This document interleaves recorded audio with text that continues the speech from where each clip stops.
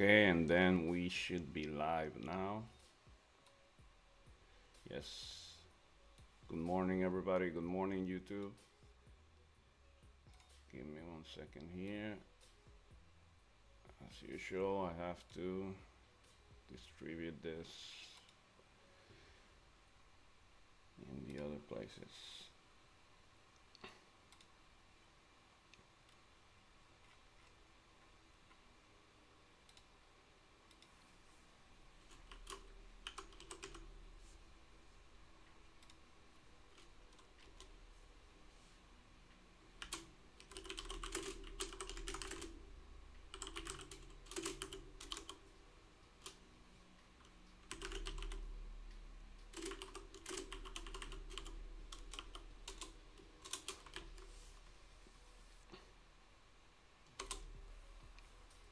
Hey, good morning. Let me see. Okay. Let me see if this is working here.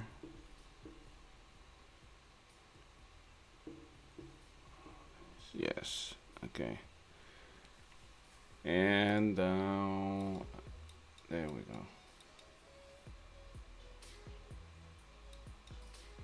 Okay. Hey, good morning. Good morning, Temito. Good morning, Daniel. Um,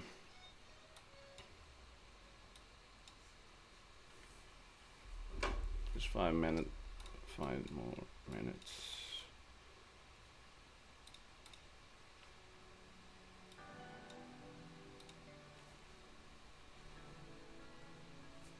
Give me 5 more minutes.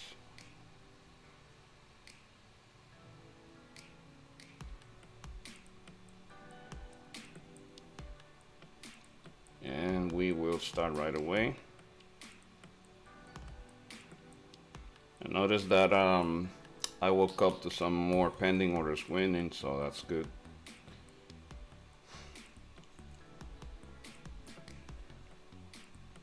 I'm gonna explain the pendings, I guess, pending orders.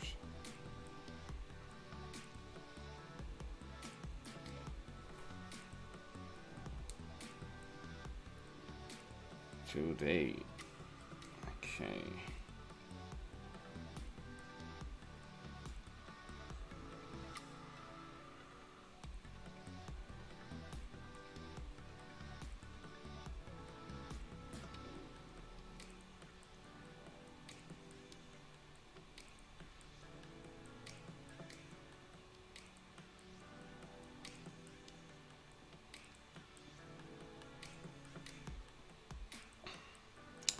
So now we have the change of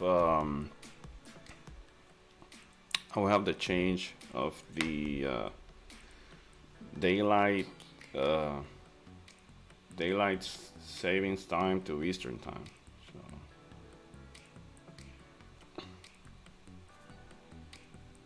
Eastern savings time now is daylight savings time.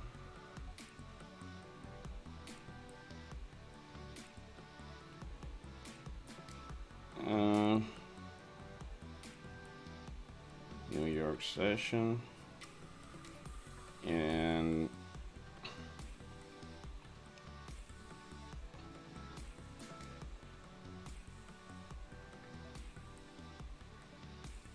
I think the link here is correct. Point.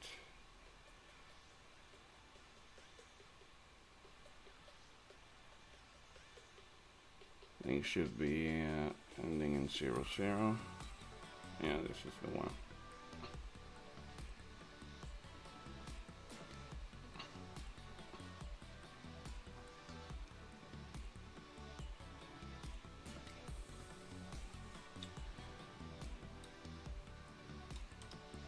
Copy.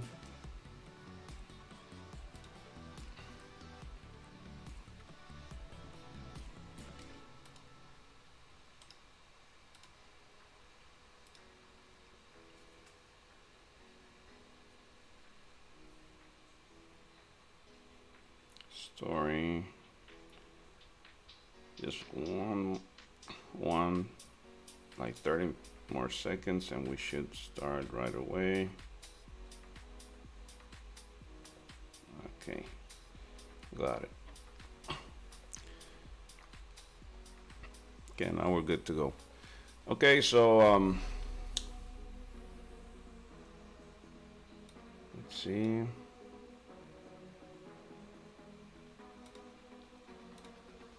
What's base? Buys. Buys. Buys or base? I don't know. Okay, give me 1 second here.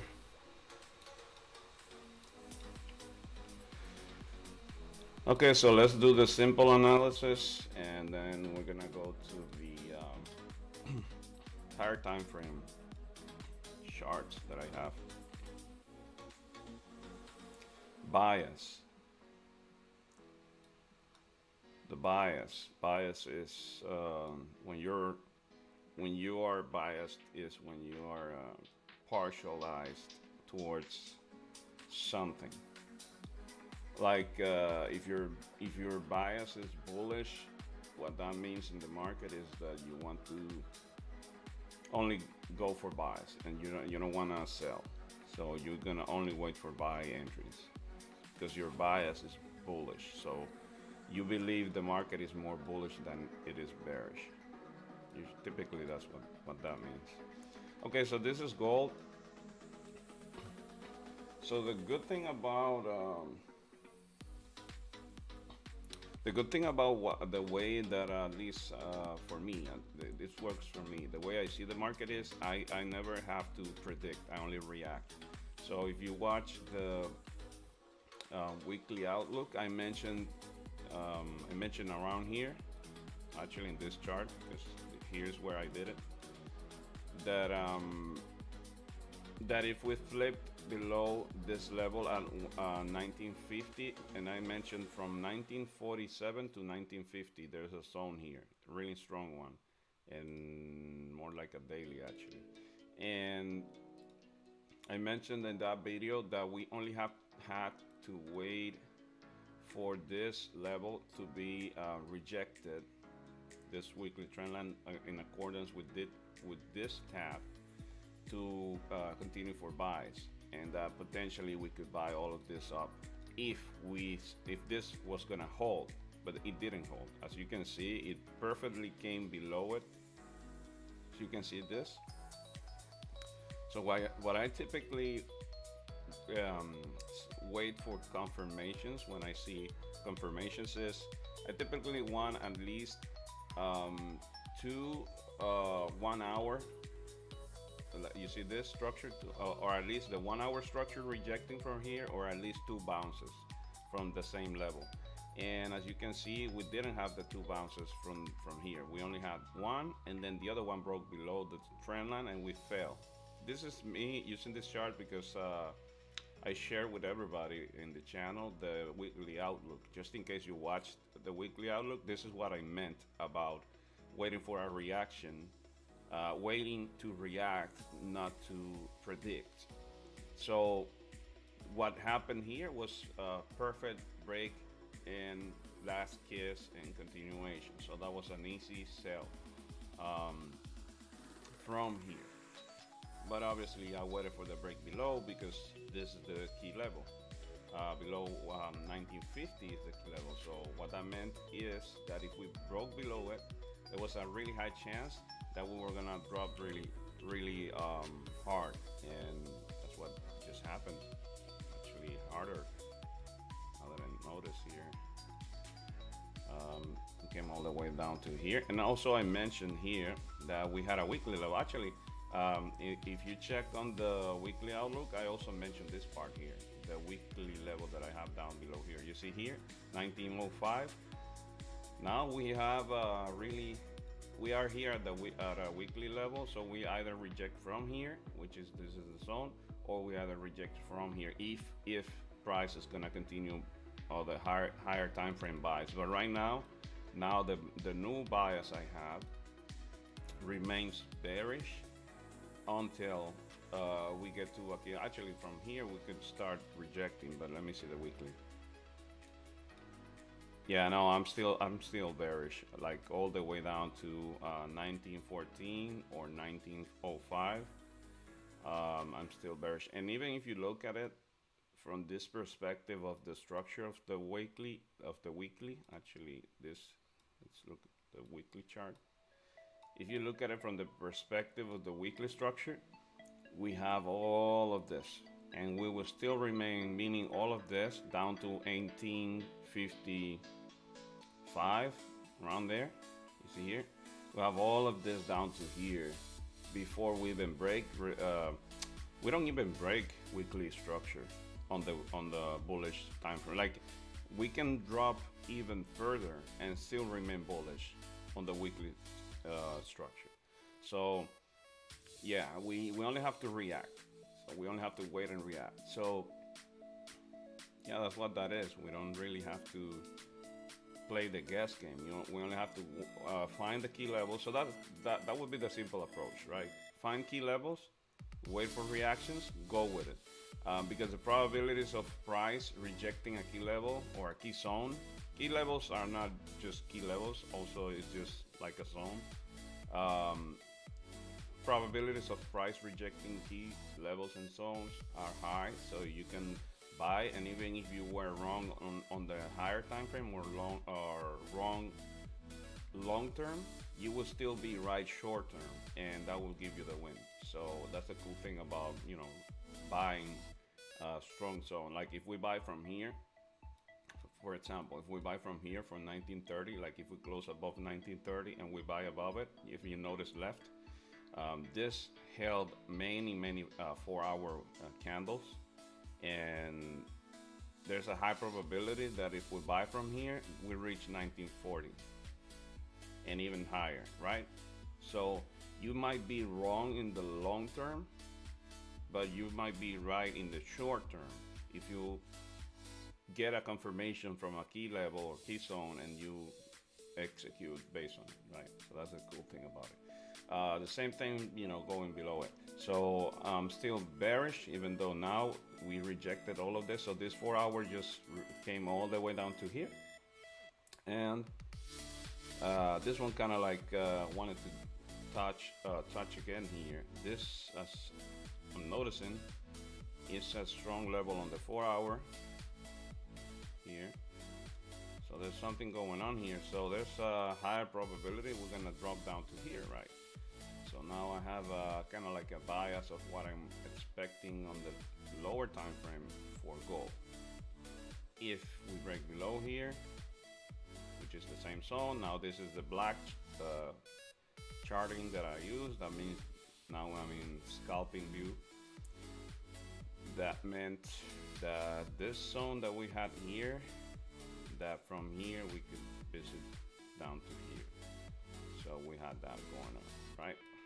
So let me draw it the simple way for scalping, which is we don't have a 4-hour presented just falling, but we have it here. So this closure here, and then we also have a level here from here to here, and then this is the one that broke up. So let's say that those are the 4 hours we have so far marked, and we'll go to the 30-minute, and now we see if anything makes sense. And so yeah, so this one makes a little bit of sense up here. So we are in a no trade zone here, as we can see. This is just code, barcodes, and a little bit of consolidation on the 30-minute, which means we are inside of this range from here to here that we just draw from the 4-hour looking left. So I would say that the simplest trades of today would be, we only have to maybe move this here, and there you go. And same thing for this one.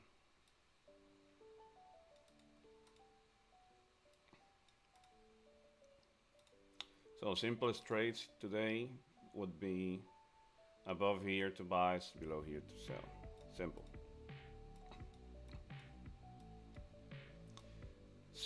Pressure still sells, right? The pressure is still in sales. So um, drop here, bring it down to here, and above this thing here, we dropped all the way from here. So we actually have a nice, say we have a nice area coming up, coming down. So above here or below here. Now we should remain bearish because we have been falling so much, but also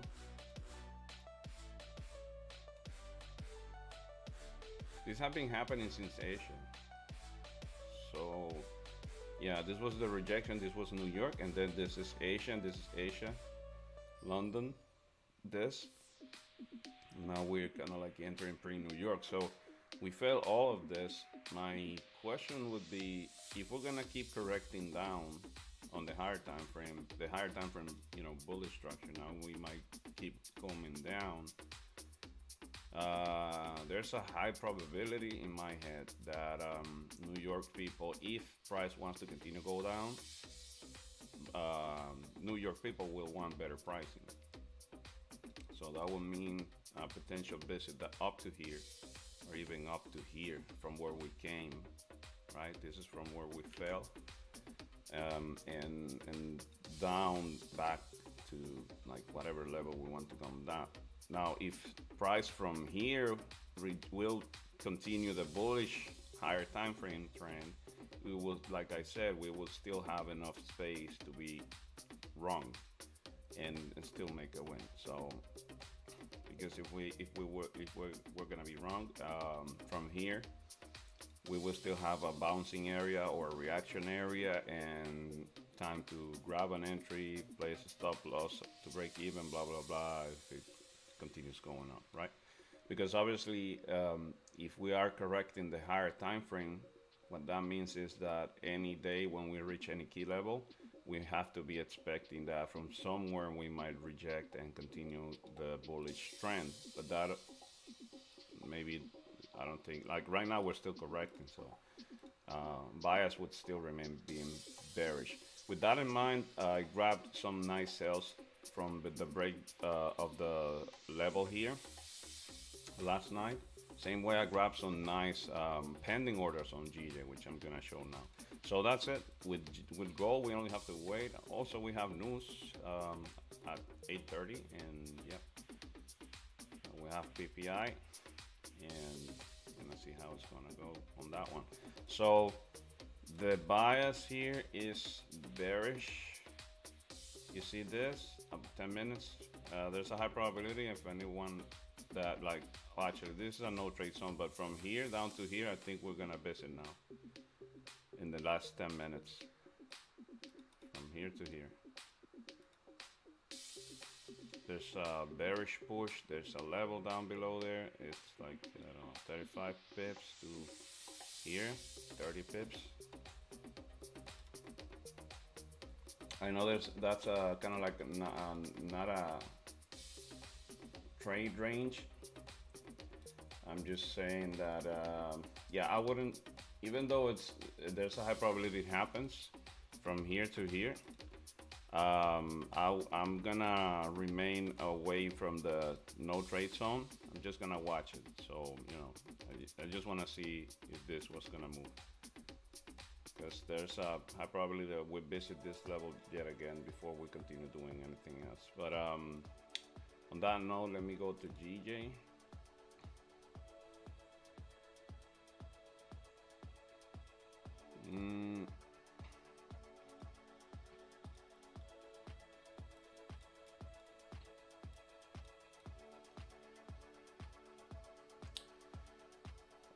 Okay.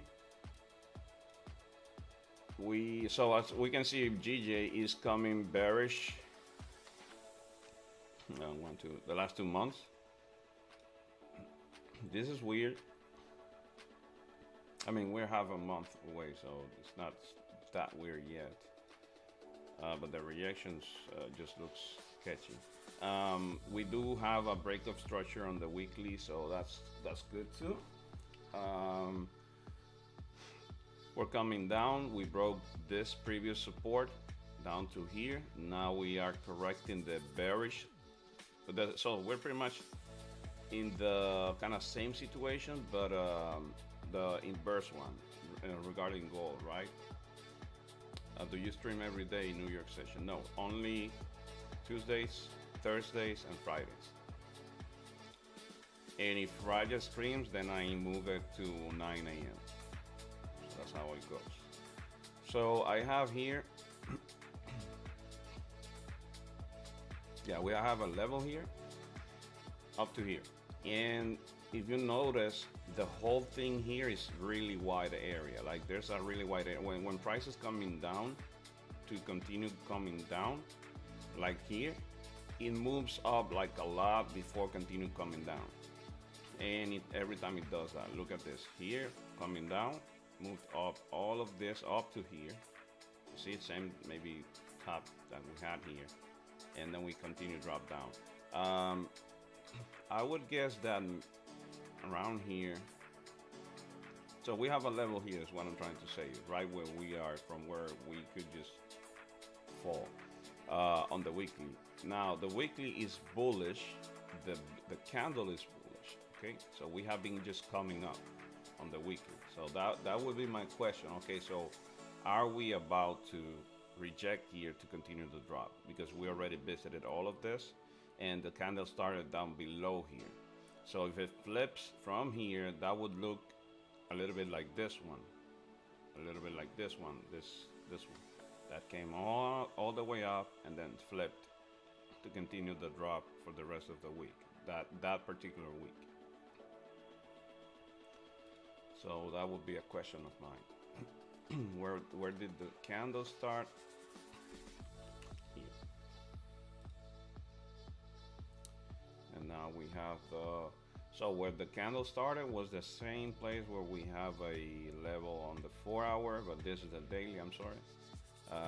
Let's go for the daily. Yeah, so and this is something that I also shared on the weekly outlook. We broke above this zone here, right? So that meant that if we broke above the zone, we had a high probability, and I even mentioned the key levels to visit up to here, the whole zone here. From 154 200 up to 154, I think it was 700 that I mentioned. Based on that, hey, buongiorno. So based on that,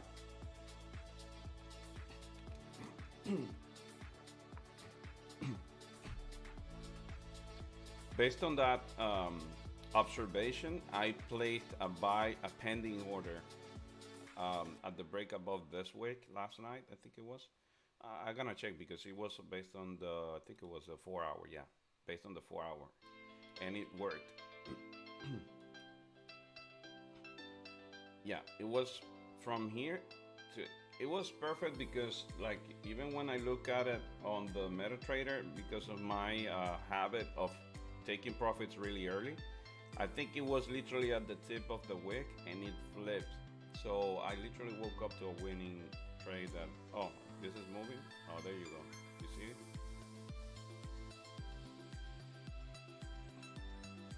So there you go, what I meant. You see what I said? That there was a high probability that in the next 10 minutes we were gonna visit down here. So yeah, that was an easy trade if you wanna go for the continuation. Now, below here, I think price can come down to here and reject, like all the way down to here, or just fall down below here. So from there, actually I might, like if we break below here, what is this, like 3 minutes away? It's not worth it for me to place like a pending below here. But yeah, so that little idea right there just played out. That's fine, that's good. It just made sense, right? Because this is such a strong level here.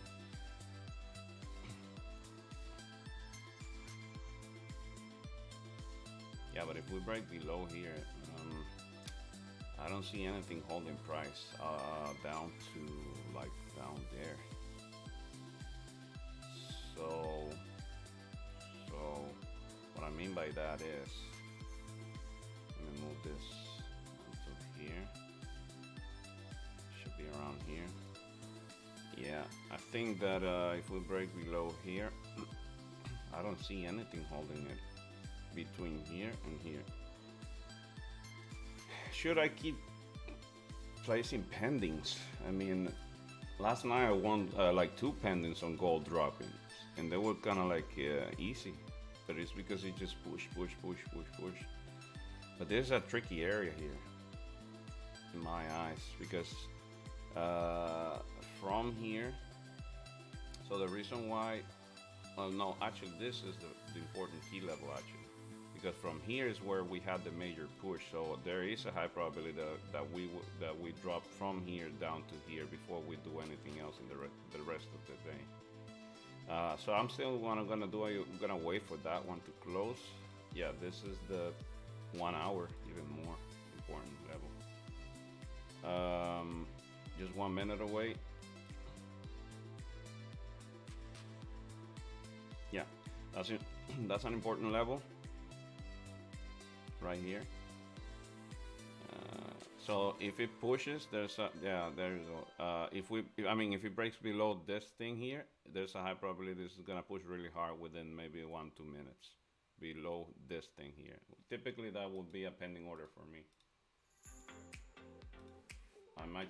Maybe I should get that wick push for the last 1 minute. Nah, I'm gonna leave it alone. But I'm gonna watch it happen. Yeah, I woke up to 2 wins, so you know I'm not in no rush. So below this thing here, let's say that around here, if you, yeah, 20 seconds left, so it's gonna reject it. So from here, if price breaks below this key level here, specifically this level here, there's a high probability that price is gonna move really fast from here down to here, like in just one straight shoot within maybe 1 minute. What is this? This is 1 hour. Oh no, actually 1, 2, yeah. So not more than 1 hour, like below here. Oh, you see this? Right from here, moving up, and then continuation. So what is this? So this is a tricky one, but I feel tempted to grab that pending order here. That's a pending order. But it's a tricky area, but from here to here, there's a high probability of that shooting down.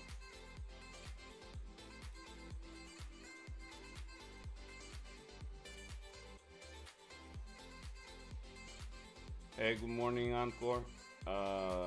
Yeah, I do a lot of price zones. From here down to here.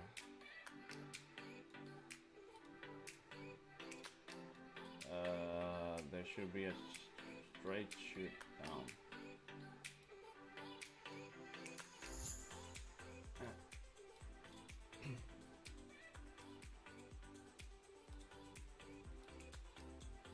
Gonna see. Yeah, I'm gonna wait for it. I'm not gonna. Yeah, I'm gonna wait for it. I wanna see if it happens. Oh, it may. Let me see. I'm not gonna take it because what I'm noticing here when I was looking at the MetaTrader, I was about to execute and I just noticed that this is a rejection area. So I don't want this. So actually, this is not a good idea now that I think about it, based on what happened last week, which is this. This is the daily chart. Let me show you the daily chart. So let me show you why. From down from here to here, even if it happens, it would not be a good idea because this is a rejection area. You see this candle here, this one here. This is the limit of a daily candle coming from below here. So typically, I don't want to grab pending orders or high velocity orders when I have a rejection level. So even if it happens, like even if this thing flips again and crosses down, it's not a good pending. I just noticed as I was about to executing the MetaTrader because in the MetaTrader I had it on the daily without noticing, and I saw it.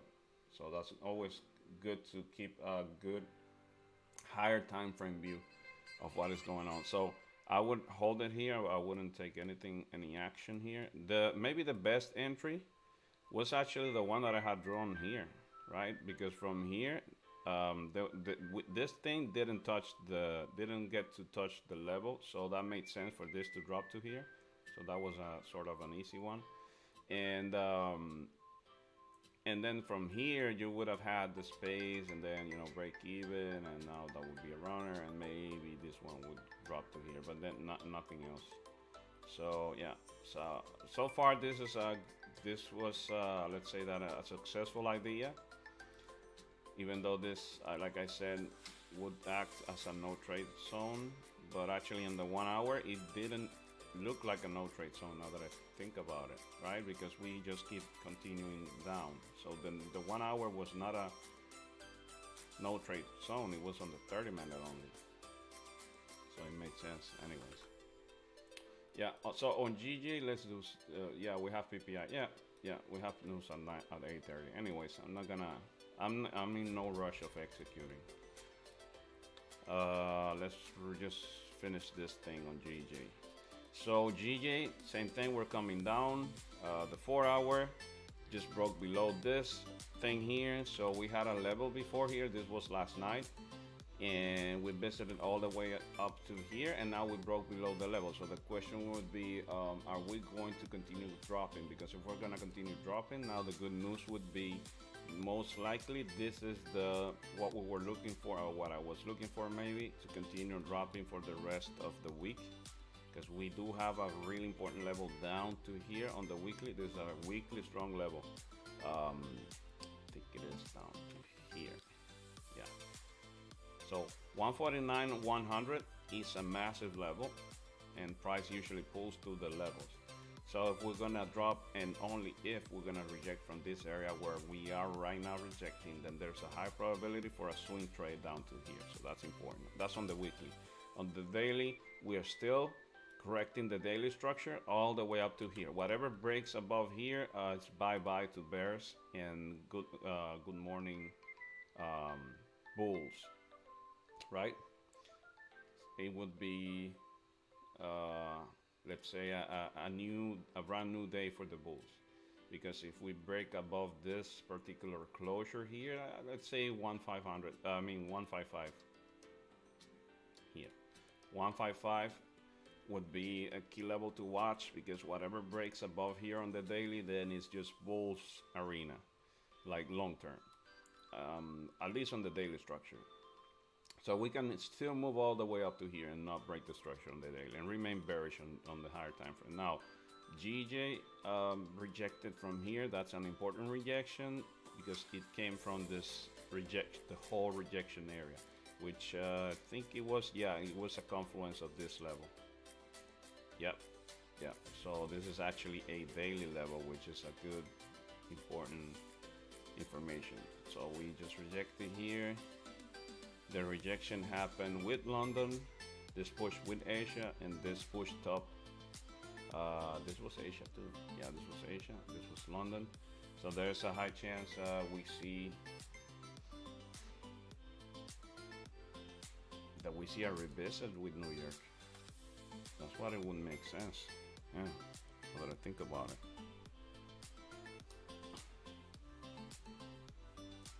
A revisit at least up to here, and then continue dropping maybe. Yeah, anyways, bearish on the last 4 hours. So let's say that for scalps you want to try to grab a bearish entry. We have a what do we have here? Oh, 1 hour is about to break above. Oh, what is this? Interesting. Oh, so this is gonna push up to here. Okay, interesting. Or it looks like it wants to push up. We would have to kind of like wait for that thing, right?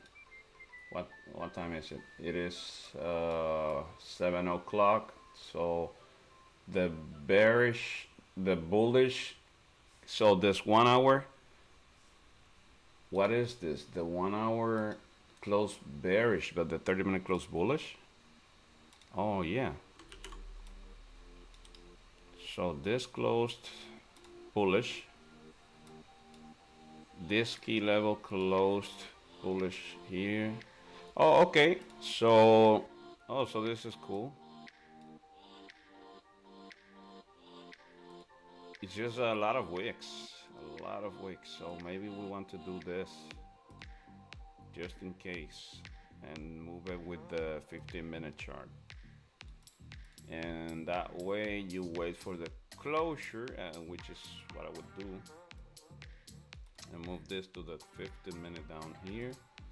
And now we have a cleaner, so all the way to the top of the wick and potentially up to here. And this is the next stop, and this is the whatever. Let me see. Yeah, that would be the next stop, and this one here would be the next stop. Yeah. So this is what we have from here to here, and from here to here. I wouldn't necessarily take this trade, honestly. This an impulse trade or breakout trade, whatever name fancies you. I would wait for the closure of this thing, maybe above here. And but look at this, it's pushing up. Nice. There's a lot of volume now. You can tell there's volume because look at the size of the candles. Look at the size of the candles. 32 pip candle. That's, and look at this one. Boom. 57 pips candle. Wow. Yeah, I will not rush into that breakout right there. I would wait for this to close. If it closes right here, yeah, if it closes there, I would wait for a tap here, and then as we break above the entry, I would take it maybe up to here. But if it moves all the way up, then there might be like a move like this one. You see, just a straight shoot up candle, and there was not much that I would do with that because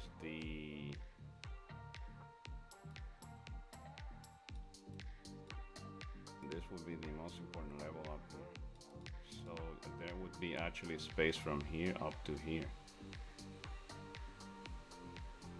on that just particular candle. Interesting. That's really interesting.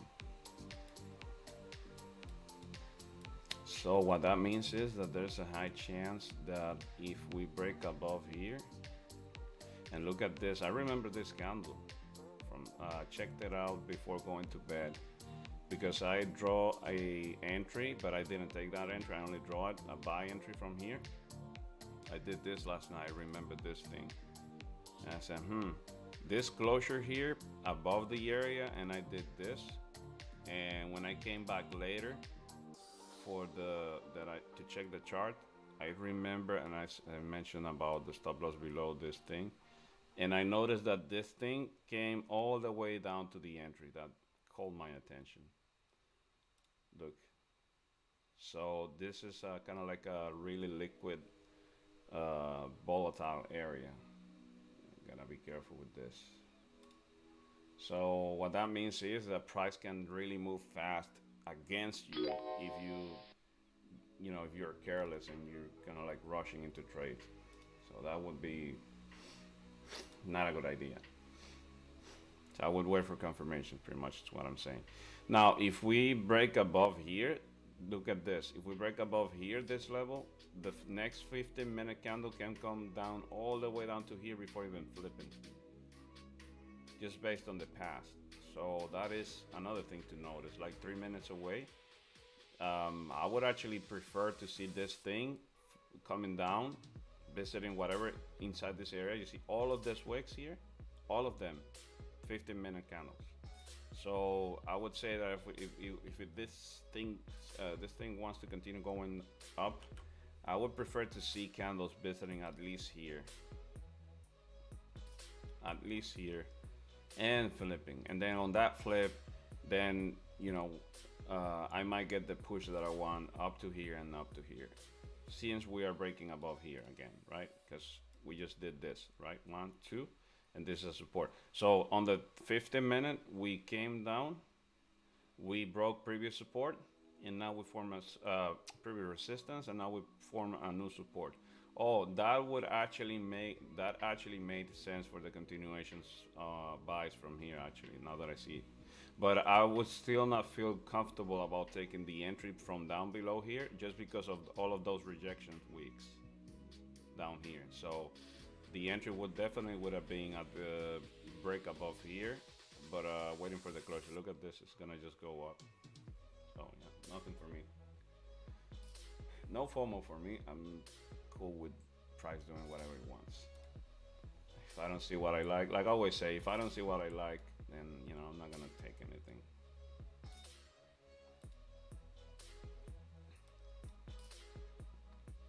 So maybe the only thing that worked so far was this thing, continuation down.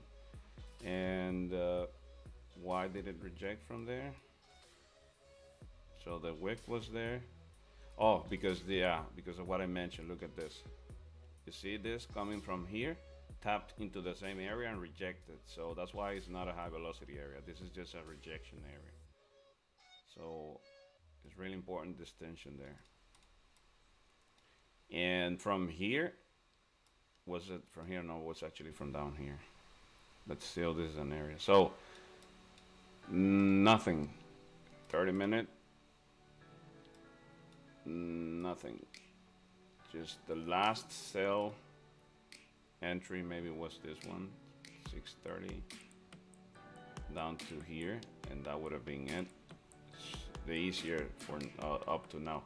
I think that by 8:30, yeah, this is a messy area.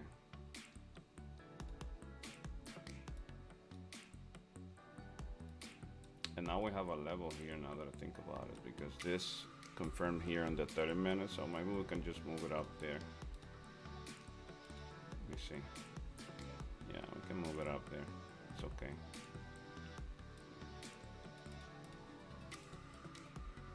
Yeah. I think 50-minute maybe give it. Yeah, give it.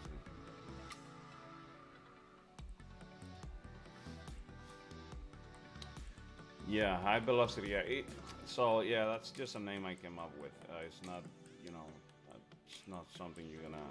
It's just something that I use for me to understand how I see the charts. It's just you. Sometimes you name things so that you know what you're looking for, and but that what the only thing that just means that the simplest way to explain it is that whenever you see big candles moving like this, you see here, this is a high velocity area, this is a high velocity area, that's it. Whenever you see candles just shooting up in one direction in many time frames, from here, so literally from here, from above here, you see here, up to here, there's a high velocity area in this frame here, between 2030, 2023 and 2037, because the 1 hour shoots up. When it came down, just came down, one shoot up, one candle. From above here, this also was just one big candle. This was a big candle. This was a big candle. This was a big candle. On the 4 hour, the same thing. On the 30-minute, most likely it's gonna be the same thing. So um, that's what I mean. It's like an avenue, like highway. Like it's the concept for me in my head is just an analogy that when you go into a highway, you cannot be exiting anywhere. You have to wait for the exit, and the exit is not gonna usually be right there. It's gonna take a while before you can exit the highway. So what that means is when you grab a nice high velocity area, you know what I call that. Usually you are like you are in a high probability entry that you can actually take a stop pending order, and there's a high probability it's gonna take you to the next exit before it can actually move against you. So it really depends on the time frame, but I win a lot of those. I actually lost one publicly finally, right? Because I was winning pretty much all of them, but I lost one last week, and it was and then the thing was that the one that I lost was not even a high velocity area. That I just figured that out late when I was already in the trade because of this. When you find rejections, that's not a high velocity area. So I thought it was, and when as we were inside the trade, I closed it early because I noticed that we were at a rejection area. And so basically, like the concept so far has been profitable to me, but if you don't know how to identify them or you mess up, then you're gonna be in trouble. Yeah, EJ closed above, but closed like right up there, right up there. You see, I noticed it. Like GJ just moved up all the way up above the area. So the 30-minute came all the way up to here. Just one, one single candle, no wick below, no nothing. So, there's nothing I can do with that. Yeah, no problem, Emmanuel. Um, there's really nothing I can do with that because there was no wick below. There was many wicks inside of here. um, you had a rejection wick here and here. It's a tricky area for you to, I mean, for me at least, to even think about grabbing that breakout right there. So if I don't see the setup was kind of presented on the 15 minute, but it wasn't really attractive because then here you had one, two, three wicks rejecting the same area, so you really didn't have like I mean I didn't really have I didn't feel comfortable with this, not even to take that thing right there. So my point is, so far nothing has presented that I feel comfortable with. I think it was yeah, it was yesterday. I thought that we were not gonna have that. I wasn't gonna have a training day. I thought that I was gonna leave the stream without any trade, and then at the last second we had. I mean, prices gave literally two entries, one against the other within 10 minutes, and that was cool.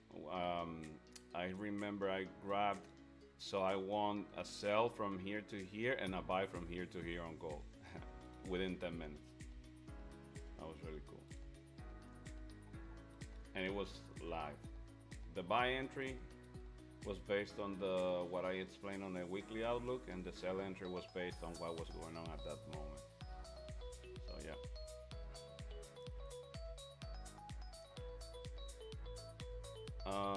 So now we wait. Hello, hello.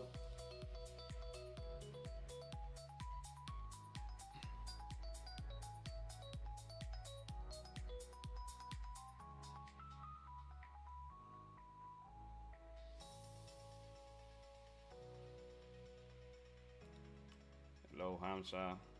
All good, all good, all good here. So let me play with the higher time frame while we wait. We have this level down here. 1914 is an interesting level because we tapped into it from here down to here last time before we closed above and continue the push. Which is why I have it marked there, but it is also a kind of like a 4-hour level. So you know what, I would be interested to see if today we visit down here with gold and even lower, because the most key, the most important key level at that moment would be around 1905, and the level from where we actually broke up and I mean pushed up like massively was 1886. So that right there, if you look at it from this perspective, not only this broke below the weekly candle here, this one would actually, if we break below there, we would be breaking the other weekly bullish candle, and that would be a really interesting cue for the market to maybe push down to here to this area here, around here. This is like 1860, 1851, yeah, 1860. Yeah, that is if like this breaks. If this breaks, look at here. This is kind of like the last hope for the structure holding anything on the weekly time frame, around here. And I mean, no, actually, the structure can come down all the way down to here. But I mean, based on pricing, this is the one that looks kind of like the last bastion. It was to be, yeah, it would be around here, maybe 55. Oh, yeah, it looks like it is within 50. Like it is between 55 and 60, kind of like the whole thing here. But safer pricing would be this because it's closer, right there. So from here, yeah, we're in like in the higher time frame. We are nowhere here. Like we're in the middle of wicks and candles on the weekly. So what that means is that there's a high probability. This is how I read it. There's a high probability that we're just gonna continue dropping. The probabilities of price just continuing dropping are really, really high for the rest of the week. At least to, you can see this, right? Look at this. Price has never flipped a candle on the weekly from where we are right now. It at least drops to here. Makes sense, right? So 1916 at minimum. There's a high probability that we at least see 1916, you know, the rest of the week, or 1914 or 1905. There is a high probability that this drops for, you know, within the next days. Just based on the week, just the weekly chart gives me that information right there. Because never we have rejected straight down from here. This is either a wick or a body on the week. Does that make sense? So we might revisit today up here, grab more liquidity, even up here, all the way up here, blah, blah, blah. And then by the maybe Friday, whatever, then we drop or something like that. But it really looks like there's a lot of space to visit before we end the week. Now, we are in a really strong downtrend being respected like almost to precision, specifically from down to from here, from the last kiss and down to here. And now what it would look like is maybe in the 4 hour. Oh, it doesn't even form anything on the 4 hour. Okay.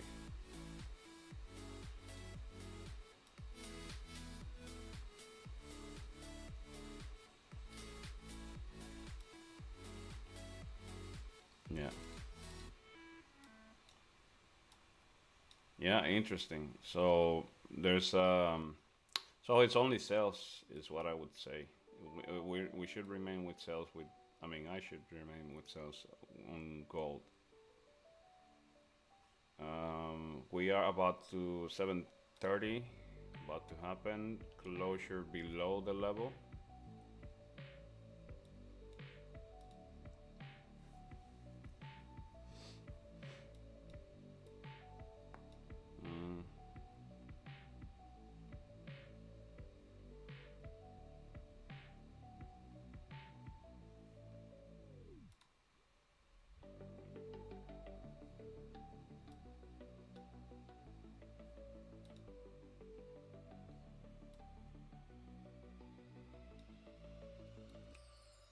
From here, I would feel good to grab a sell. Not from here, like right now. I'm saying from here, for like if we form our resistance here, it would feel good. I would feel okay with resistance form here to maybe grab this fall here.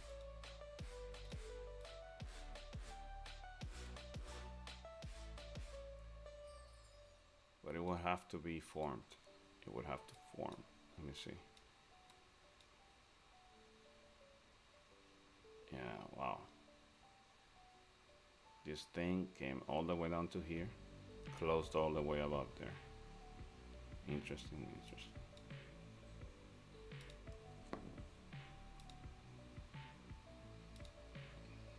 We're kind of back inside that area now, right? 30 minutes.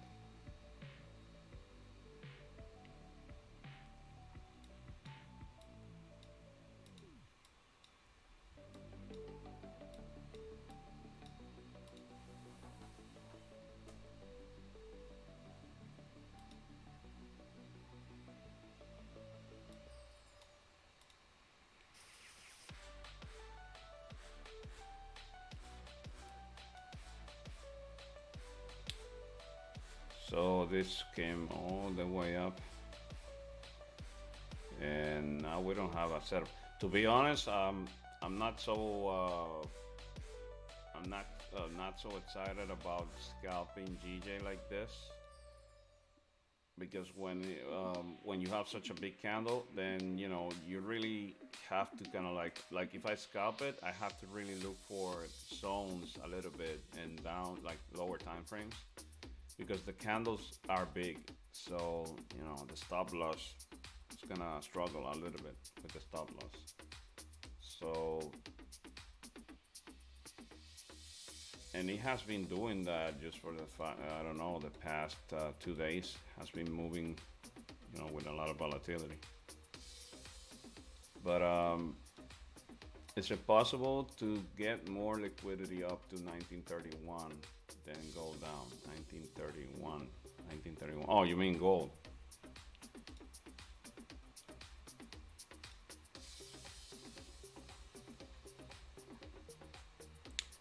It makes sense. I mean, that would make sense. Um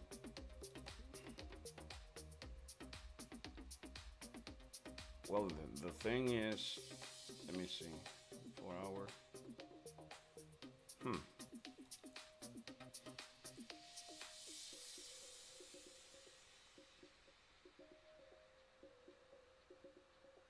Yeah, last kiss is just a term.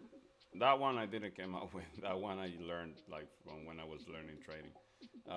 What they call the last kiss when price breaks a level, either a horizontal zone or a trend line, whatever any level, it tends to come and revisit the level, then to continue. It's like when you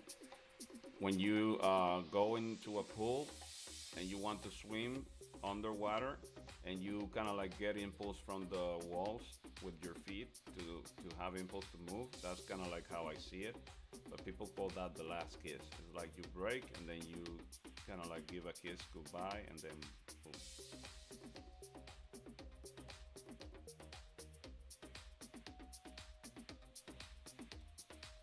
March 2nd and 3rd 1 hour has a zone. Yeah, the visit up to here.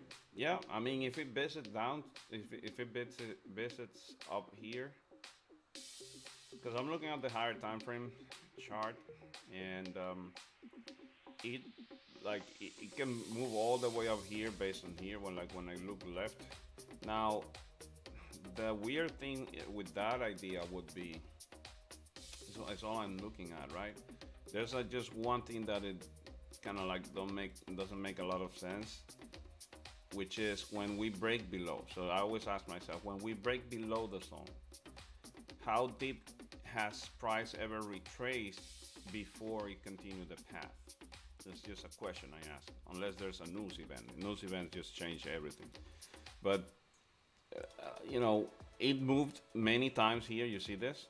I don't know if you can see this, but it moved many times towards that area, but it was closing inside of the area. Now, when it closed below the area, it just finished the move and then it came all the way up. But the move was kind of like up to here, right? So we can do this there. So I would actually kind of guess, my probabilities based guess would be that that if we reject from here, that should be good enough to push down to here. That's what I would be expecting right now. Let me see. What time is it? Yeah, 7:30. Okay, we just closed. So yeah, based on what I noticed, like here on this chart, you can see we are kind of leaving a wick. So as we flip the candle, maybe we actually have space. Yeah, we do. So as we flip the candle, I think I'm gonna, yeah, I might get that one. I get that one because this is when you look left, yeah, I don't see any candle that, yeah, sure, no problem, Jaden. Ant core, I call that a nosedive. Okay. When you see the price, I usually ask myself, well, you know, how does price behave inside of this? Because I see price like neighborhoods. So you don't behave the same in a neighborhood, you know, where there's I don't know. It really you adapt, right? When you go to a place and you see there's a certain neighborhood or certain behavior, you adapt to it. You don't want to be outstanding too much. So same thing with price. You know, when the price is around this neighborhood, you know, typically what is it that it does, what it do that it do, and then rejects from here. There's a high probability as we flip, we come down to here. So that would be kind of like my idea for this thing here. I think as we close below here, I might give it another chat down to here on gold to continue the drop. So for that one, yeah, for that one, I would just wait for this, I guess. Disclosure, what time, what level was it? It was 1914, but it was really not even 1914, right? It was like 1915, yeah. So 1915. Looks like 1915 might be a good level to aim if we break below here. So I'm gonna go for it now that I think about it. Yeah, I like it. I like it. I like that one. As we break below here, I think I'm gonna go for that one. That one should have good probabilities for me to take it.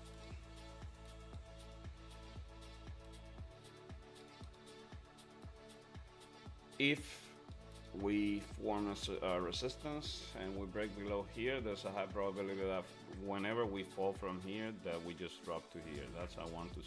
That's very nice. So actually, wait, the stop loss should be above whatever 5-minute candle I see here, which is this one. So 1 3 is okay. Yeah, so I think that's a good one on gold for me, at least. If we break below that thing, we should have enough steam to move down to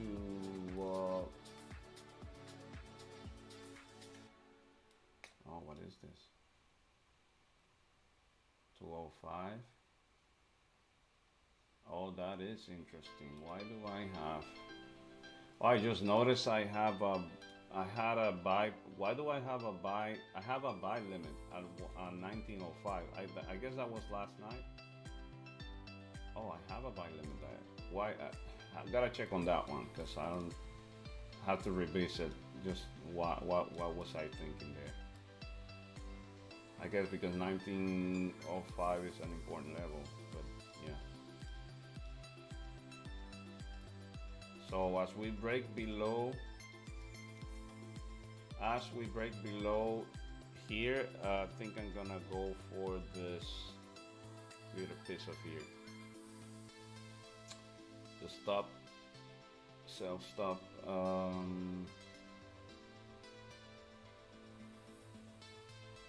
24.91. There.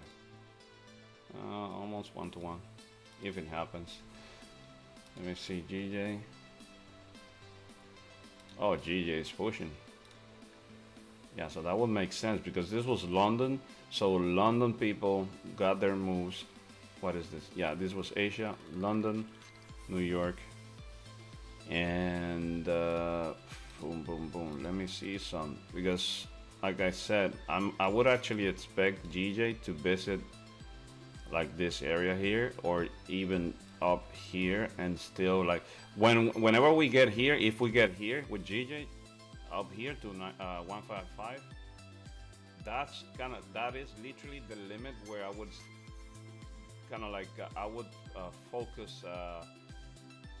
You know, I'm gonna see if there's really gonna be a really good sell entry for a potential swing, just because that's a key level and that's where you break structure. But above here, then you know, no more sell swings, not for me at least. I would change my bias completely. completely to buy. But I think that the level to watch for me is around here actually. I think it is around here, 500. Yeah,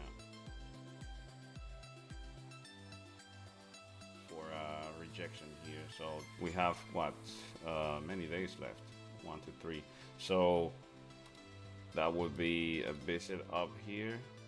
Would look like this. So from here to here, maybe a closure down here, just right where we are. Maybe another day, another visit would look nice.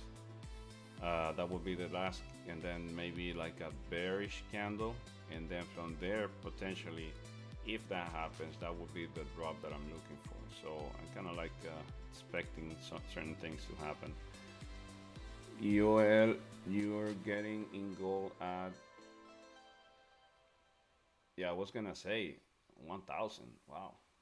I mean, I mean, 1976. 1976. No, I think I might get in at 1976.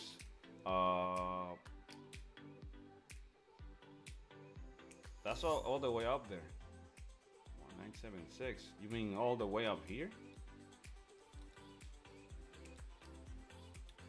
1976. That's like far away. It's quite far away, actually.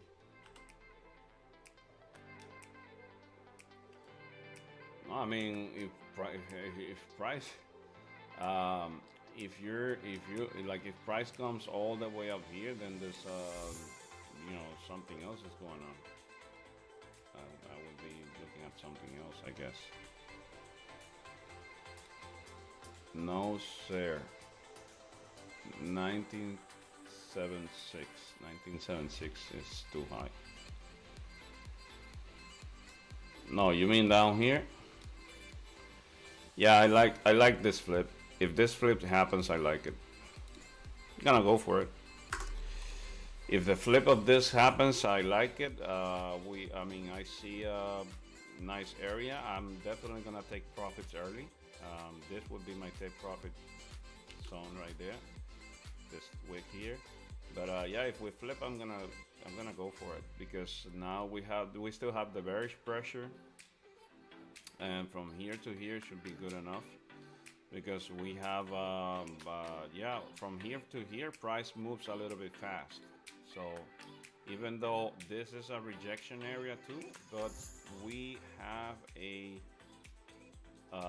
really nice probability of that if we flipped, we grab liquidity, and now we should have strength to move down. Now that is if we flip. If we don't flip, that means maybe this was a liquidity grab, and maybe we're gonna correct all of this a little bit before continuing coming down. So that would be another story.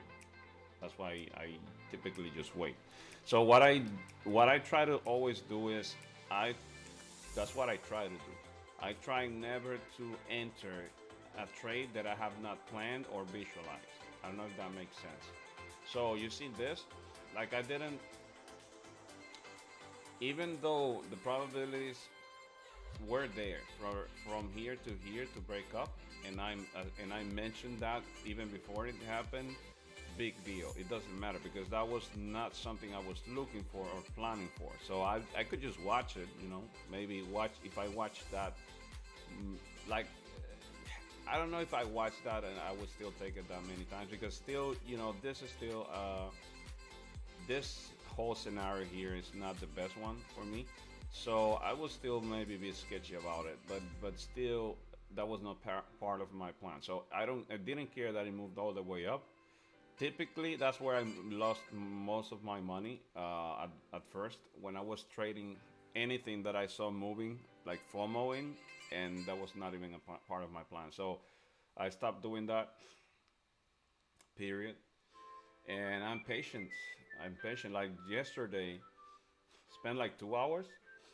Yeah, it was like 2 hours. I said, hey guys, I don't see anything I like. Maybe we're not gonna trade. I mean, maybe I'm not gonna trade. Said all of that. Then last 10 minutes, 2 trades, boom, boom. 2 things that I was looking for happened. And but I executed on them. Yesterday was a break below, I think it was here, around here, and I said, hey, I'm expecting a visit down to 1950. If this happens, I think it was based on the 5 minute actually that day. Yeah, look at this one. It was literally this thing. Actually, I think on this chart it doesn't look so good. This one looks better. Yeah, it was the 5 minute thing. Yeah, this one. And I said it many times. I said, "Hey, I am expecting a visit down to this level here, and if we break it, this was happening, and no, it was at the 50 level. It was around the 50 level, wasn't it? Yeah, this was the one. Yeah, this was the one.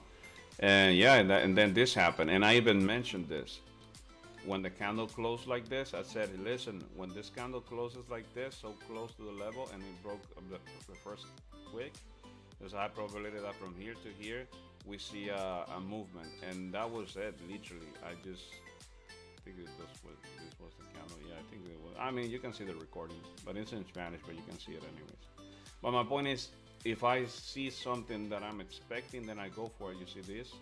Now it's mounting up again inside that area. So there's now the probability of this to move up are getting higher and higher. So now we should shift. I mean, I should shift my bias for the short term for a potential, expecting a potential visit up here, and then maybe continue the sell. So what that means is that I will wait.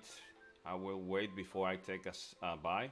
I'm not gonna buy right there, even if it's doing this, because I prefer to buy once I see confirmations of a flip of a structure, at least on a lower time frame, which is, oh well, maybe in the 5 minute is going on, but I don't do so much of 5 minutes.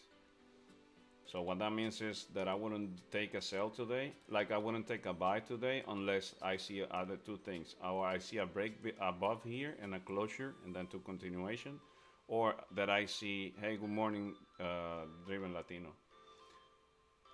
If I don't see a break above here to continue with the buys, I don't care inside of here. Or if I see a structure on the 15 minute, at least on the 30 minute, forming a support and breaking above that previous resistance. So if I don't see any of that, like I will not trade today, and that's it. By the way, I woke up to 2 wins. So even if I didn't wake up to any wins, so that would be my point. Even if I don't wake up to any wins, if I don't see what I'm looking for, then I don't take it. Period. Like, what do we see here? Like this morning, okay, yeah, I saw this thing here. Great, but I didn't feel good enough to take it. I didn't take it. To be honest, I didn't take it because I'm streaming, and I don't want to. Since I know that there's people learning, I don't want you to get trades that are tricky first hand. Like I prefer just not to take them and wait for a better one. Which is, what is a better trade? Better trade would be a flip before here, below here, a closure below here of that 30-minute looking down. That would be a better closure to continue down, or a flip below here, or this thing that just happened here. You see this? This thing would have touched the wick and flip here. That would have been a better trade. All of those would have been better trades, and not necessarily one where you have so many wicks, inside of here. So I'm just getting in the habit of not pushing or FOMOing. So today I will not press the buy button unless I don't see like a strong, like let's say, unless I see a break above here or a rejection, with the structures forming. And guess what? We're about to. Oh, there's news too. So um, less than 1 hour away. So that would be cool. Let me see.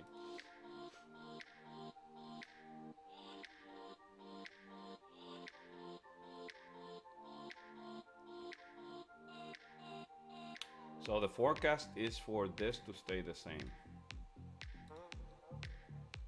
So I don't see anything forming up with gold yet, unless this thing closes bearish. GJ, I don't see.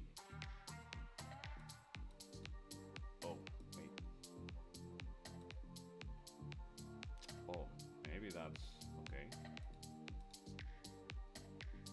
What is it? 1 hour away.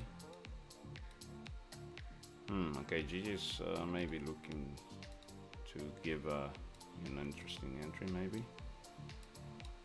Okay. Yeah, you see, GJ. But as you can see, the 50-minute is bullish, the 30-minute is bullish, the 1 hour is bearish. Oh. Also, maybe that's the tap to the same zone to continue from here down to here. Okay, okay, okay. So we can go with that. I mean, I can roll with that. I can roll with that. Okay. Also, if GJ is really gonna drop, then there's a high probability that gold is gonna correct top. They are a little bit inverse correlated. Like it's not like 100%, but they are inverse correlated. Like, I mean, I don't trade like that. Like, if this one comes down, the other one has to go up. I'm just saying that there's a probability of that happening. So this doesn't work anymore. Interesting closure there. Rejection from that level, a 15-minute. Oh, okay, that's cool. You see this? So we had a top here. We're breaking below. So as we close below here on the 15, now what? So this is good. Let's say for a sell entry on GJ, if we now get a confirmation on the. Oh, that's 5 minutes. Never mind. I thought that was 15. Okay. But still, this. Yeah, the 15-minute break is below here. Far away. So I would have to see either a break below here and closure to continue the sales, or form a double top on the rejection of the 15 on that particular level to maybe go for a sell from up here. Because the higher time frame, like we mentioned, is still bullish. Like daily still pushing up. Daily still pushing up. I am expecting a visit up here. Like this barely tapped here, and many times when we came up here, typically it would tap a little bit higher. You see, even those two, even this one always higher. So I would actually expect GJ to move up a little bit more. It's my expectation at least. So that up to here, you see where I had drawn that line, like that would be the limit, not up to there, but at least revisit of this level is what I would be expecting from GJ. So I don't know. This is nothing to me. This is like if I see form. Okay, so this is how I would. This is all I can say. If I see forming, easier buys are definitely above this level. Like anything that closes above this level is definitely an easier buy for scalp. Above 154.150. I mean, we can keep it there.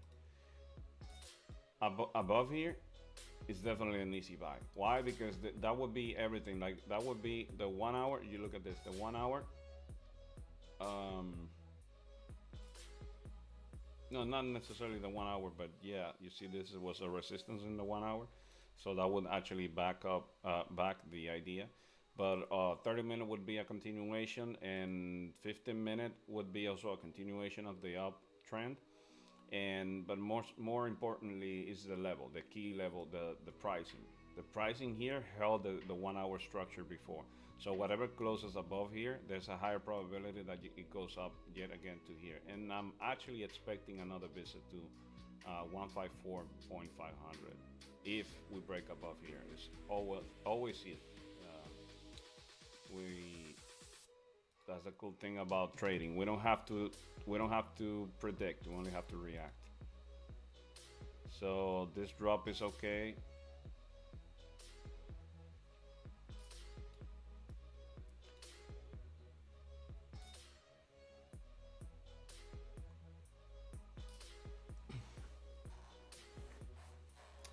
I meant you. I meant to say that you enter gold at 1920. That you enter gold at 1920. At 1920. 1920. 1920, 76. No, I didn't. No, I didn't get to enter. I thought about executing here, but I didn't get to enter because this is not a high velocity area right from there. So I didn't want to create this, make the same mistake I did last week. So 70, yeah, 70 what? Yeah, from there below here might be a good entry, but now after this, not you know, yeah, from down now it should be a better entry. But now the thing is, we're about to have news. So with news event, that would be tricky. With news event, I remove all of my pendings. So as we get close to the news event, I'm gonna remove pretty much all my pending orders. I enter sale 1 a.m. for 80 pips, sell on GJ. Oh, good for you. That's you grab that top then. Hey Milton, how's it going?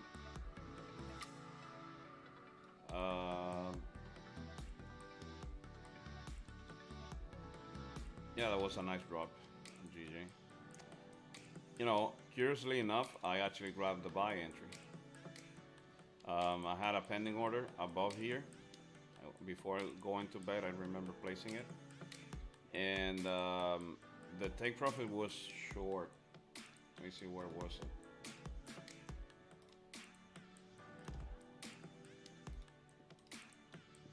Trade idea. Oh, nice. So it was here. This was the pending order for last night. I had it up here. And take profit was at the very, literally at the wake of that candle right there. That was last night's trading. I woke up to that one. I didn't see it happening. I just woke up to that one. So I had that win there. And yeah. So for the same reason, I think that, to be honest, I think that even pending buys might even work yet again, like literally twice. I think pending buys might work again. Now the difference is I would place them, like if I were to place any, it would be above this particular wick. But I think pending orders again above this level might work with GJ. I'm not gonna do it because I'm awake. I can watch real time. But I looks like it, right? Looks like it because it moved and up and down, so it kind of confirmed the movement again. Buy stop at 19. Buy stops at 19. This is gold. 1935 sell. Buy stop at 1935. Yeah, that would make more sense for sure. Of course.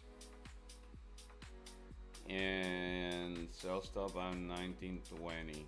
Huge range. I like the sell stop because we're coming down. The buy order, yeah, it makes sense. I just have to audit a little bit that area there. Let me check something. Wait, just before I feel. No, I don't like that buy stop at all. I don't like it. The sell stop I like. The buy stop I don't like. But there are many reasons for that. Look at this. Whenever I place so there's a rule I created, right? Because I used to trade only pending orders. You can tell because I make a lot of them.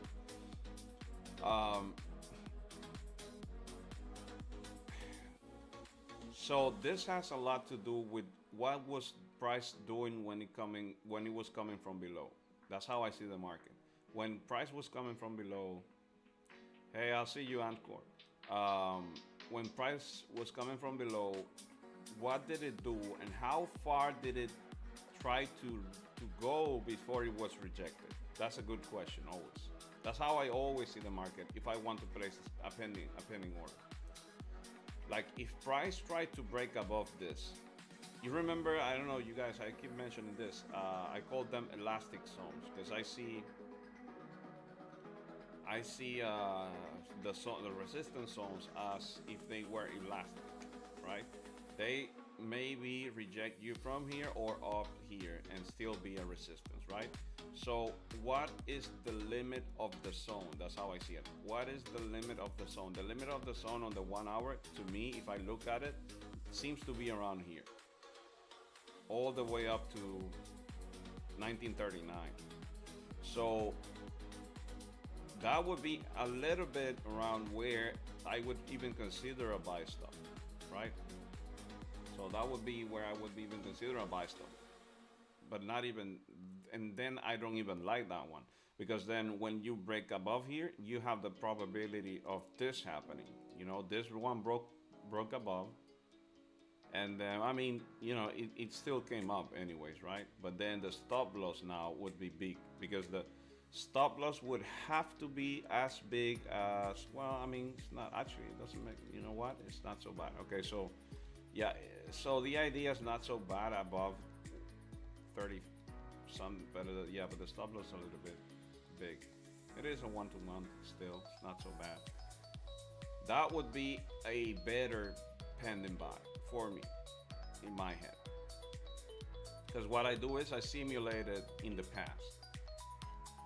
And so above here would be making a little bit more sense, but honestly, I still don't like it. Like I was just try to kind of like trade it live.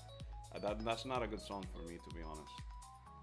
If we're coming up, you see, like I pretty much bought all of those pendings all the way up. I remember even that one was live. There was one of those here that I remember I took live, and it was just easy money. Oh, this one, yeah, I remember this one. This was live literally, and I took this. Boom.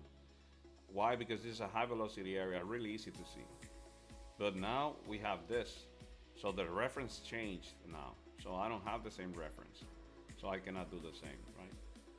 Oh, what is it? Okay, we closed the 1 hour. Let me see. 1 hour closed above. Okay, so what am I doing here? 1 hour closed above. Okay. Okay, so this is looking nice for that rejection that I'm looking for. GJ, I'm still a little bit bullish. Gold, I'm bearish.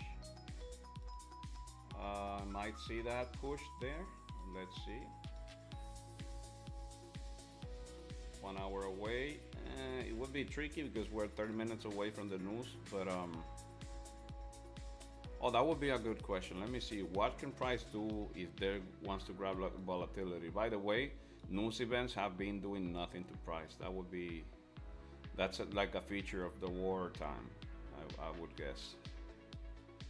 Yeah, I would be taking profits around here, 1917. If this flips, I would be taking profits at 1918. If this flips, 1918, 1917 should be good enough. Yeah, 1917 should be good enough to take profit. If we flip, I mean, for me. So 1917 should be okay. Now the stuff is just a small move, right? So what I would do is, man, but it's about to be new, so now it's not too attractive. But I would prefer this thing to close bearish, but that's the problem. Now, by the moment it closes bearish, it's gonna be news time. So looks like I'm not gonna trade the thing that I wanted to trade because there's news. So yeah, I might get stuck here until 9.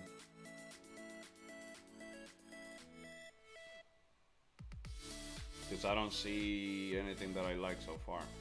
Only thing kind of made sense was this, the buy at the break of GJ, but that one was sketchy. Didn't have a wick below, so yeah, there was not much happening so far. No trade. What do you think about the fake out on gold 1 hour closed in the range and also 30 minutes?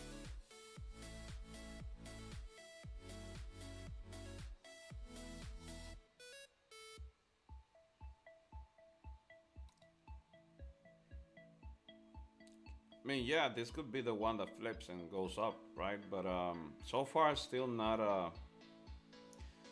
So you mean it is a fake out because it closed back above into the zone? Is what you mean, right? Yeah. Yeah, that could be considered a fake out.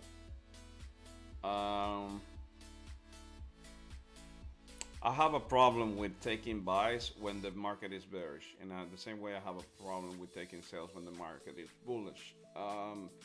Doesn't mean that I'm not gonna be fluid and change with the market, which I've done many times. It's just that I try to, like, if I'm gonna go against the trend, I have to do it in a way that I feel good about it. Like, how would I feel good about taking a buy? I don't care that this closed like this and that there's a high probability that we keep going up.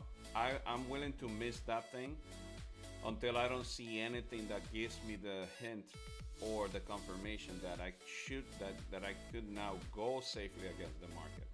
Because when I go against the market, the problem is I'm going with the probabilities against me. I don't like that. So let's see this. Like, where so the question I ask myself is, when and what has to happen? What has to happen for me to feel good about a buy entry when market has been just pushing down like a madman? It's just falling, falling, falling, falling. What would have to happen? So that's when my head I start to picture things. Okay, well, I mean, for me to feel safe, I would have to see either two things. I have to find where's 1 hour level that I can safely paint. So this is one. Okay, that held 1 hour structure. Did it held it before? Yeah, it did. Here, it did here, and did here as a support, even though it grabbed liquidity down here. And same thing for the opposite side. Okay, so now I have a level on the 1 hour. That's important to me. Uh, Number one, okay, safe resistance on the 1 hour. Okay, what would I have to see for me to feel safe about buying? I don't care that I really don't care if you're like I say this because there's like a competition even on social media and everywhere of people grabbing like cool entries um, when there's no confirmations and there was somebody telling me like, well, you grabbed that. There was one that they kind of told me, well, you grabbed this entry here, like, and I was no, that was not an entry without a confirmation. Yesterday, when I grabbed my buy entry and like around here, I spent like even a whole video explaining why that level was a good entry for a buy opportunity, uh, and the reasoning is because there are levels that are so strong that you could be wrong about the bias and still be right about the short term. I keep repeating this because you know, rarely do I miss a reversal. Now, it has to be a really strong zone for that. Look at this. So my point with all of this is for me to flip my bias, I would have to see a break above here, closure above here, break and closure, right? Now I would have to see not only that break and a closure, I would have to see now a support being formed above this area, or above this area, or above this area. For me to say, hey, you know what, this is flipping. Okay, you know what, I may be taking a short-term buy for now. But right now this is bearish. So whatever presents as bearish, I should go for it. Like even for that's the only reason why I drew this here, right? That I said, hey, maybe you know this is a good entry here because this is a sell after a resistance, and this is a level to be visited. It still remains to be visited. So that's the only reason. Now the range was still small, but you know, not too attractive. But you see here, a closure below here on the 30 minute makes more sense to me. Why? Because this is support, this will be resistance, this is a bearish trend. So if I take if this closes bearish on the 30 minute and I take that sell and I lose it, I lost correctly. You know, there are good losses and bad losses. Good loss is I followed my plan. A bad loss is I FOMO'd in, I took a sell or a buy because somebody else told me to, but it wasn't even really part of my plan. So I wouldn't, that would be a bad sell, like a bad execution. So I don't care if I lose this thing. You guys see, there was somebody also mentioning that he admired or something like that, that when I took an entry that I was kind of like sure about it. Well, I mean, that's how you're supposed to do. Like, if you take an entry, you should take your entry because it is part of your plan, so you feel safe about it because the probability should be in your favor. Even if you lose, you're gonna lose because that's the other thing. You will lose. Now, to win, you have to learn to lose first. Like, if you don't learn how to lose, you're not gonna learn how to win. Because how do you learn to lose? When you learn from the losses, you learn how to lose. When you don't learn from the losses, you're not learning how to lose. You're just losing. So, because once you learn how to lose, you start to learn how to win. So the thing is that I do is if I see my setup forming, I take the entry and I do absolutely nothing else other than manage my risk. If it starts to go against me, but that's about it. And if I lose it, by the way, I take trades live, right? Like I really like that means that that I'm okay with the outcome, or should mean that, right? You should be okay with the outcome. So once you execute, in my head, once I execute, if I rest here 1% or 2%, in my head, I imagine that is gone. That 1% is gone or that 2% is gone. That way I don't stress about it. I'm okay with that. Now, I'm going to repeat this. Maybe you heard me say this 1,000 times, but when you hesitate about a trade or an execution, there's two things going on most of the time. There could be many more, but two main things I've noticed screw up with your execution. One is either you're taking a trade that you're supposed to, that is not even part of your plan, so you're just guessing. The moment you take a trade and you're guessing, you hesitate and you start to mess up. You start to close early, and then you take another one and close it early. But it's because you're guessing. So now you're losing way more than you should have. And then number two is when you over risk. When you over risk, you're gonna be scared out of a trade. Any little pip that goes against you, you're gonna be scared out of the trade because you're just over risking. So. Yeah, if like you see, I don't see anything. This is 20 minutes away. I think I'm gonna remove my pendings. Yes, I will. It could move the last 15-minute candle, but I don't think so. So I'm gonna remain. This is gonna remain here until the last 15-minute candle. And then if it doesn't do anything, then it doesn't do anything, and that's it. That's about it. No FOMO. Now, for me to get a buy entry, I don't know if that makes sense. Like, if I get a buy entry, I would have to see like some structure flipping. Like, I prefer 30 minutes at least. Like, let me show you. You see this? Okay. So you see this? This formed a support, resistance, but it tapped twice, same level. And this was the previous support of the movement. So there was no support formed here. Was down here, so this is still bearish.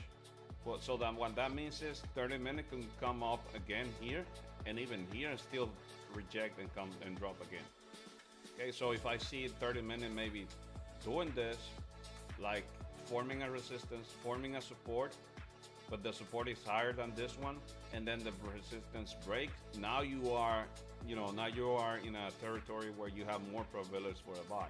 I mean, that's how I see it at least. So this is okay. This could be a fake out definitely on the 1 hour, but that still not prompts enough confidence in me to just buy it. Even though on the higher time frame, we are nearby a zone Yeah, but you see this, what I meant before also, there's a higher probability that as we break below this, yeah, that we visit here. That's a high, really high probability.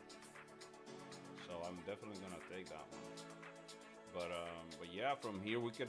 So listen, from here we could correct all of this now for the rest of the day. That would be cool. Why do I have to see for me to take that correction? I mean, on my case, I would have to see just a closure above here. You see this? This is the 4 hour level. Um, if this thing closes above here, there's a probability that this becomes a support. I just wait for the lower time frame confirmation, go with buys for the rest of the day. That's if I see anything that I like. If not, then I don't even trade that day. And then I wait for something better. Like I wait for something like this, or like I already erased all of those trades, but I've been sharing like even the easier trades. I took this sell from here to here, was a short one, at the beginning of the week. I took this buy entry, and I explained that was live stream, because here I was looking for buys still. I explained in my Instagram that day when we closed here, that I was gonna flip my buys to sales all the way down to 1950. All of that I explained in the reason why. I shipped my bias that particular day. I remember, and like it's just, we don't have to rush it. We just have to wait for the levels. Oh, so you see this? That's maybe something interesting, which is this is an important level from where price moved aggressively up. So this could be good for early entries on the buys, but we are bearish. So what that means is that my idea, what I said about waiting for the candles and the structure to flip, is remains to be a better idea for me. So I don't have to grab the very limit of the level and be a hero about it. I could just wait for the confirmations. The only times you guys see me taking like wicks, that I do that a lot, and reversals, it's not this, not here. It would have to be, I can show you literally where I take reversals, but this is not one of those. It would have to be a level so strong like this one, like around here, and this one is tricky actually. I wouldn't do that one. I think I did one of those here, and there was a top here. I think I did this one, but it has to be like a really strong level for that, where you can plan ahead of time. Anyway, I think I said a lot. 50-minute close, bearish. Yeah, you see, so the bullish now, the bullish move, you see this closure above. Yeah, the bullish move now has a little bit more probabilities to happen, because this happened. Yeah. See, you see? Resistance. So see, this is what you want, right? You see resistance, support, higher resistance, higher support. So now if you want to go for the 5 minute from here to here, there's a really high probability that it goes.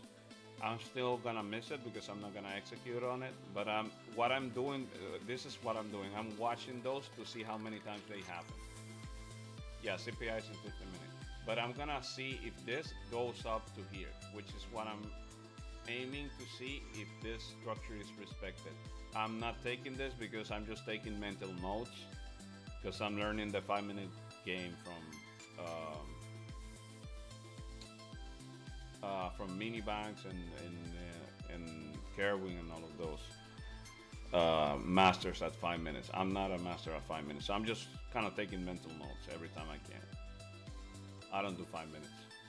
I do swings, which is the opposite, right? And scalping. But I scalp really simple. I mean, my scalp is the dumbest scalp ever. Oh, look at this, a nice wick. So yeah, we have steam for the buys right there. I'm gonna watch it happen. I'm not gonna take it, but I'm gonna watch it. 15 minutes away, so I'm removing my self stop. Man, I feel like I shouldn't remove my self stop because it's such a good area that if we're really gonna move with steam, it should just really get there. You know what? This is one of those rare times I'm gonna leave it there. I'm just gonna risk a little bit less. Wait, self stop. Yeah, I'm gonna keep it, but I'm gonna just leave it with a lower risk. because I like it. 1917.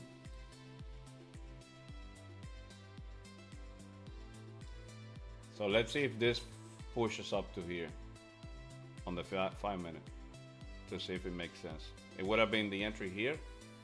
The entry would have been here, and the push should be up to here at least. And this would be the limit of the push. Oh, yeah, it's working. Nice. Yeah, yeah. I'm taking mental notes on that one. But yeah, I'm not gonna take it, by the way. So my sell stop down here should be right here, and that would be 1920.74, 72. I'm gonna do 70.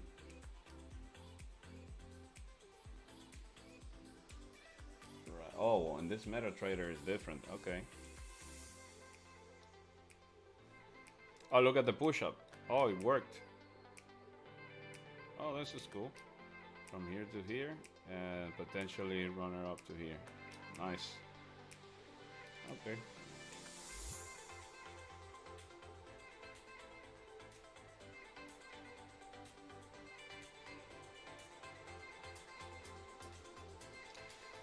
Nice. I mean, if you guys do 5 minute things, yeah, looks like even to me it looked easy. But I don't do 5 minutes so much. Rarely do I do 5 minutes.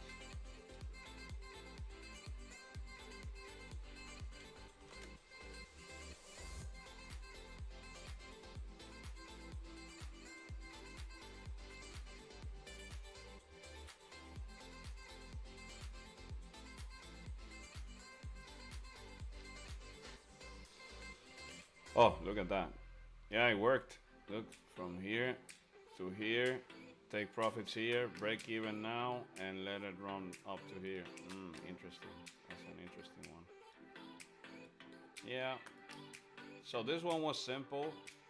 Um, like eventually, when I backtest this enough, I'm gonna have my strategy based on the 5 minute. And this one, I can actually explain this one. Why this push up here was up to here was, um, let's say, substantiated.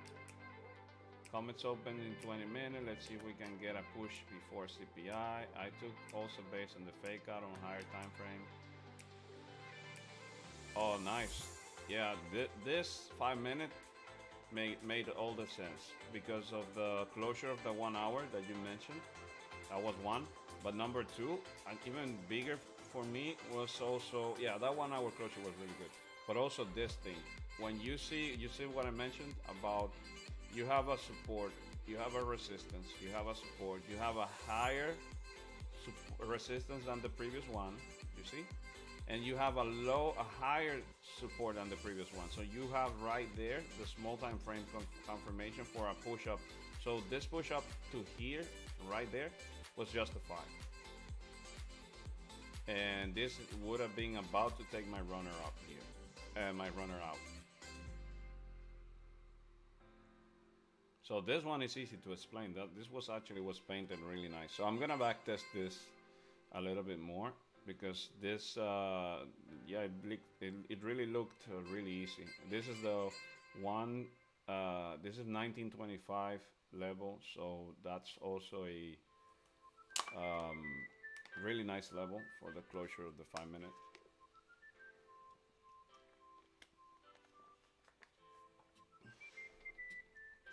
So I placed a sell stop there, but a lower risk. So I'm gonna take profits here and see if we get a runner.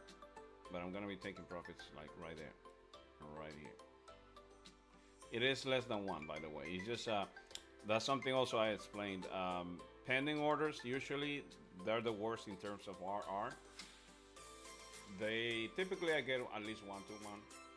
And a little bit more, but sometimes I get less than one, but that's fine if I feel like the sell is justified. Oh, look at this. Oh, look at that. Oh, look at that. So look at this.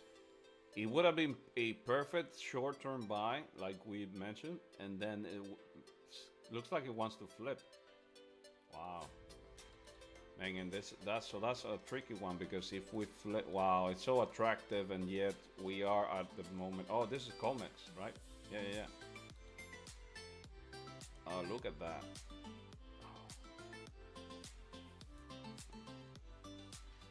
And then if it closes looking down, then that would have been my entry. But then with the news, shit.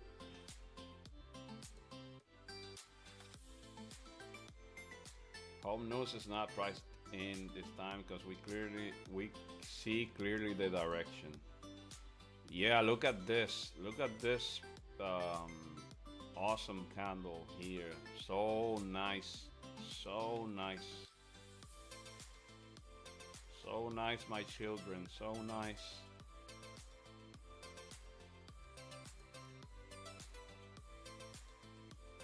You guys seen Uncle Roger? Uncle Roger. Yes, I left myself a smaller position, but I left it. Wanna see if it works. I feel good about it. It's just I don't know. I like it. It is with the trend. It is in a zone that I think still have to visit here. I just like it. Just like the sell. And problem is the news. News. Oh man. That's why I have so this pending order without the news, I would have left this pending order with higher. And I only lose pending orders when there are news. So I should know better, but I like it so much that I'm gonna see because the problem with the news is they screw up my pendings because news sometimes give you a quick fake out and then go the other way, and that's how I've seen them messing up my pendings. But if this was no news event, then my risk would be higher here, and for sure I would have left this here. I'm leaving it, by the way, so I'm gonna play it. If I lose this one, it's okay. I mean, I woke up to many wins this morning. Two good wins. So I have space. That's what I say. So yeah, my pending sell and my pending buy on GJ. They pending sell on gold, pending buy on GJ. They both worked out while I was sleeping.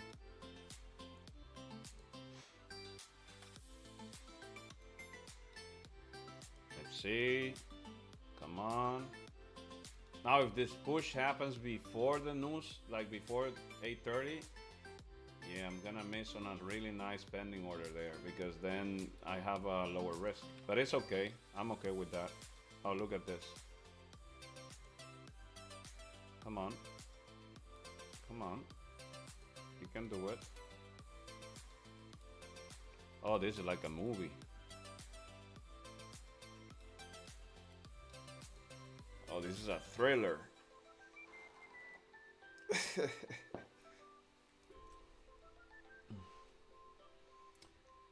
Let's see, let's see. Come on, baby. Oh, the 5 minute, like I'm learning. The 5 minute game right there, look. Like from here to here, take profits, leave a runner, break even. That would have been taking out the runner, but the profits would have been taking most of them here anyway. So yeah, that's nice. Cool. Now on the 5 minute, you see this grab liquidity to the same level. So this is why I said that this was the level because this was the previous support. And oh, we're 5 minutes away. So now if this flips and closes bullish, oh, 3 minutes. That would be weird.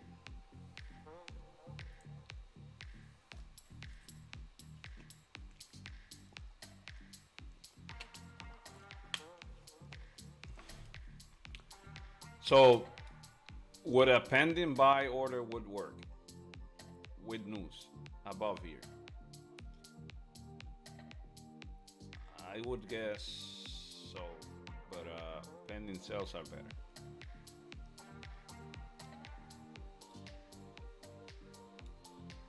What's going on with GJ? Let me see. Is GJ coming up? Yes. Yes, it is. Yeah, I think you know what? I think GJ will visit up there the same way this will visit down here. I think GJ is gonna visit up there. You see this? What I mentioned this morning that I think GJ is still gonna visit all this area here, from where we came up.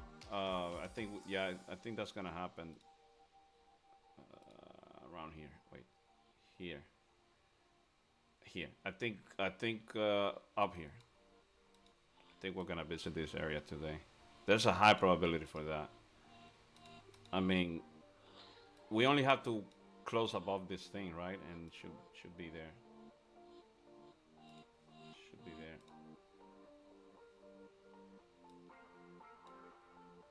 Okay, 1 minute and 30 seconds.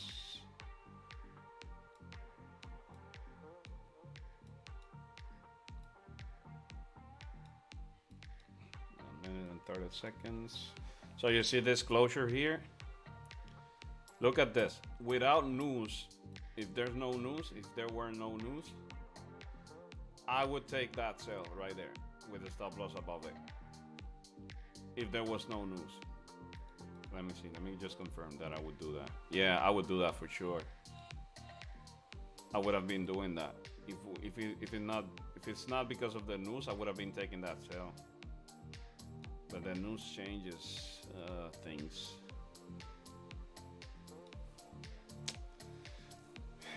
Yeah, that was a good closure. Look at this. Anyways.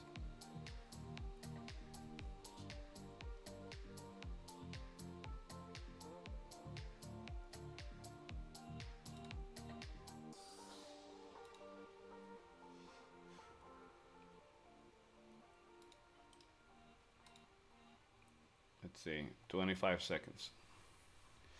For the moment of truth.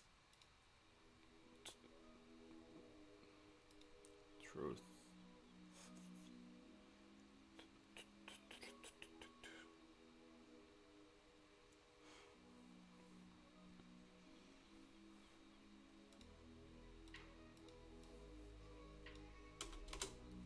Let's see.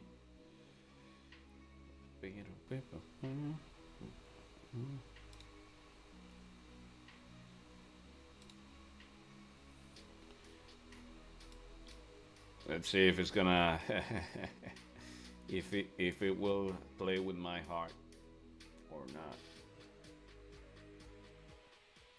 Oh wow, it already did this, like in the first minutes.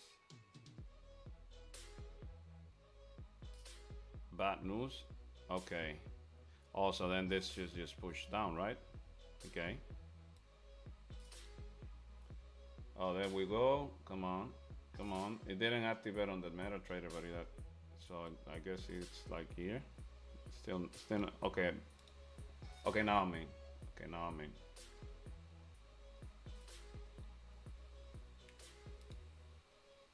Okay, gonna leave it alone. Should see what's gonna happen.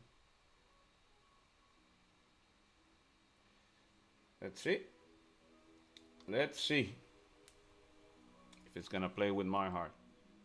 Show me a piece of your heart.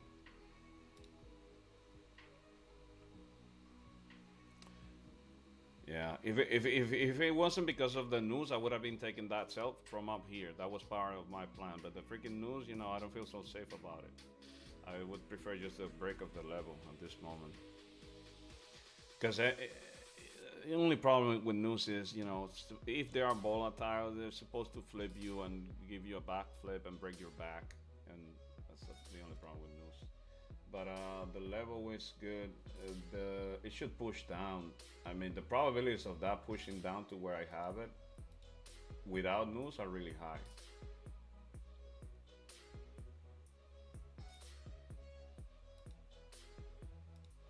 Are really high.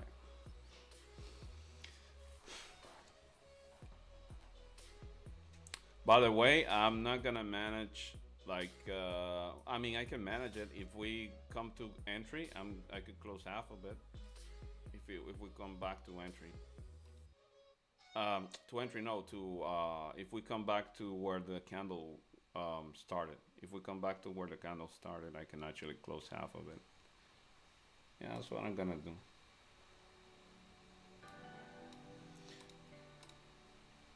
But it should get to my target. I mean, there's a high probability for it.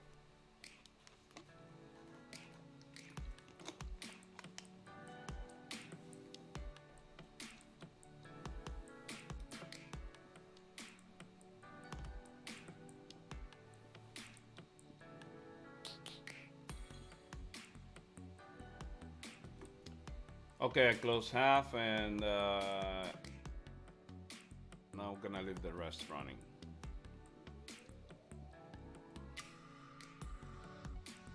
So I close half here.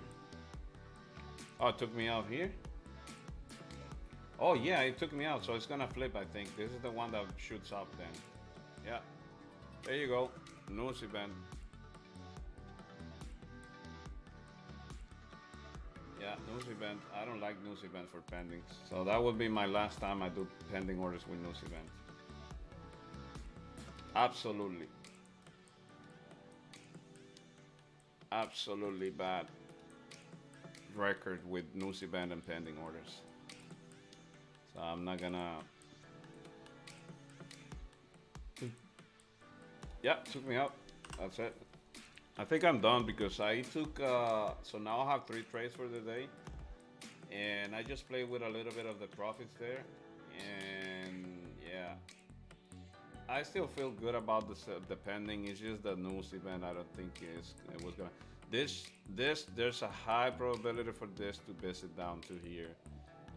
If it is not for the whatever volatility we're getting within the first, look at this, not even the first 5 minutes of the news event. Should have maybe waited, like I said. That's okay. The idea for me was good. The only thing was out of order was the news. From here, if we break above here, now we have something interesting that just happened here for the rest of the day. Um, what happened here was that we formed a resistance. So now we have a support, now we have a resistance, and now we have another support if we break above and close above. So now on the 15 minute and even the 30 minute, now if this thing, which by the way, I still think that there's such a high probability for this to come down to here. That it's just that the entry. Okay, imagine there was no news event. The entry is here. Like that's a really nice entry. Like I will take that entry every single day. This one here, every single day I would take that entry, every single day. And is there a 15-minute thing here? Yeah, right there. I would take that sell anytime. Might even take it, give it another opportunity here, because I like it.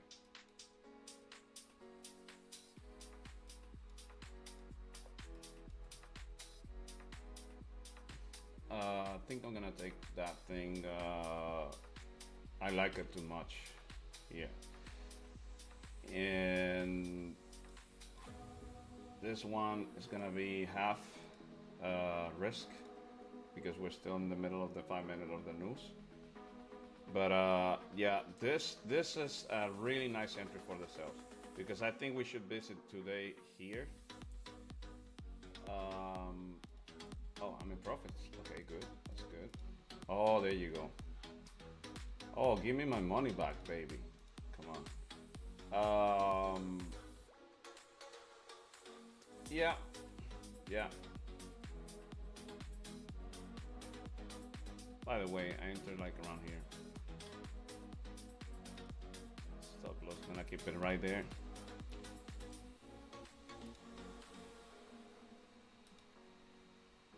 Yeah, give me my money, man. I mean, you did wrong. You did me wrong. You did me wrong. So give me my money back. There, there.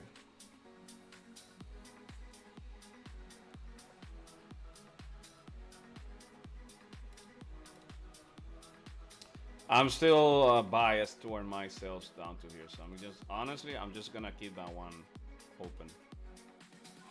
Gonna leave it open. And if I lose, then I lose more of my profits of today.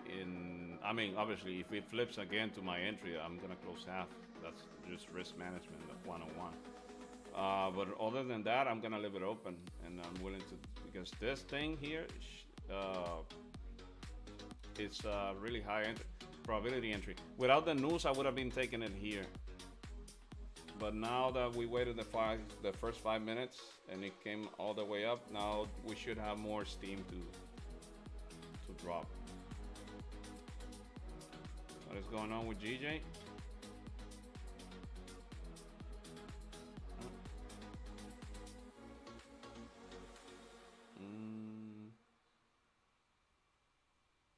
And this thing you guys said it is bad. Bad. I mean, but if it is bad, it should drop, right? Gold, if it is bad, for the dollar. No, it should go up. So it doesn't make sense. No, I should close that sell, right? Yeah. Yeah, you know what? I don't want to lose my winnings from today. I'm still at the entry, so you know what? I'm gonna call it a day right there. Let me see. Yeah, I'm gonna call it a day. I have wins. I don't wanna. Yeah, I don't wanna end a. I don't wanna add reds to my thing. So I'm gonna call it that right there. I just closed. I'm done. I'm not gonna try this.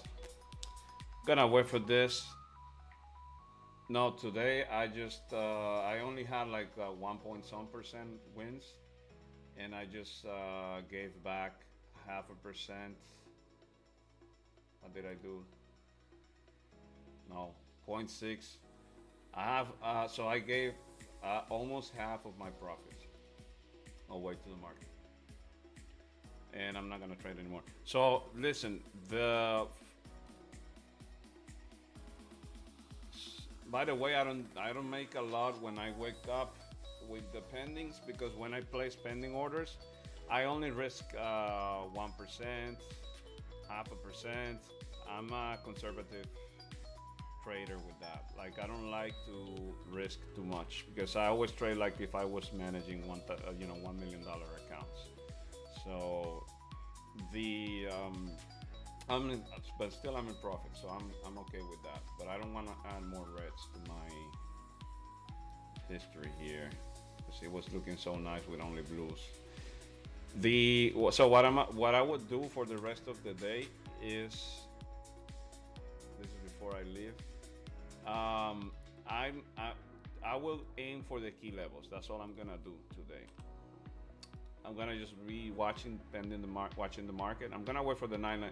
By the way, I'm gonna wait for the 9 a.m. just to see how the 4-hour closes. But I'm gonna aim for key levels, and I'm gonna stick to them. Same way I always do, right? Gonna aim for key levels. See here. What I will do is on GJ, I will wait for this to visit up here or close above here.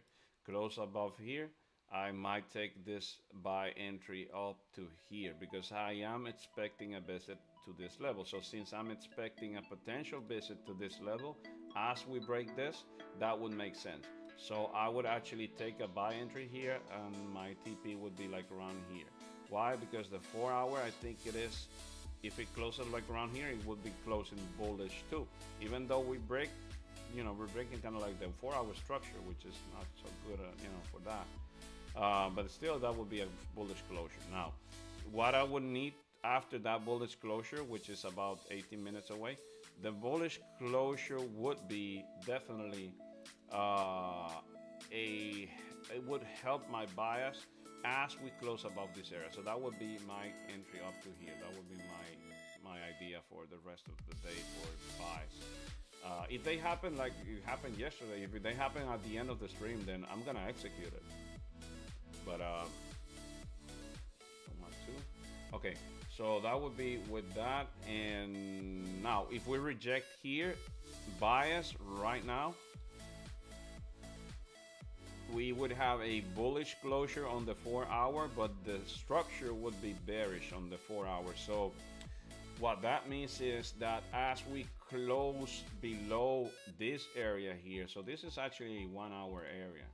So what that means is that as we close below this area on the 1 hour, it would make sense for continuing sales below specifically this that is going on here. Like whatever closes below here on the 1 hour, that would be a better confirmation for the continuation of sales. So I would actually flip my bias here, and as we close below, you know what, better sales, I would actually down here. So oh, look at this is clean. Okay, so this would be more interest today. Now on those entries, I would, if they present themselves, I would actually execute with a higher risk. It would be around here. So here, it would be around here, between here and here. I don't think there's enough space because this is GJ. Yeah, there's not enough space. So I guess from here should be good enough because this is the 1 hour, right? Yeah, this is the 1 hour level. So yeah, from here down to here should be good enough. We only have a little bit of a issue here in the middle. You know what? That would be a no trade range, to be honest. It's better below here down to here. If I would have to pick anything, it would have to be like that here. And below here, that's a better sell right there. This is a better buy from here to here, better sell from here to here. Those yellow areas. So that would be GJ. Unless you want to grab like the bare limits, like sell from here, you know. But I don't feel like doing that.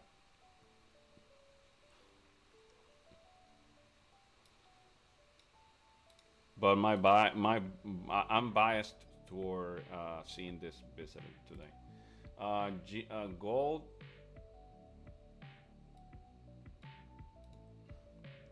Gold is actually doing a little bit of what I mentioned that I would want it to do before I even go for any buy entry. Does that make sense? Look at this. Now you have, look at this. What is this? This is a 45. So now we have to wait for the 4 hour to close. But look, it is a rejection of this closure of the 4 hour is about to happen. I would guess it would happen above this area. And if it happens above that area, most likely, yeah, but this is still bearish as, no, really bearish.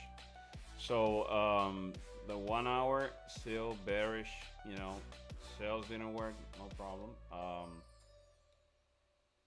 Boom, boom, and but this is rejecting, you know. So what I meant this morning about waiting for at least structure to reverse, this would be it. Like, you see this support, resistance, support higher. If this closes bullish, that would be a wick on the 4 hour, but also a closure above this level.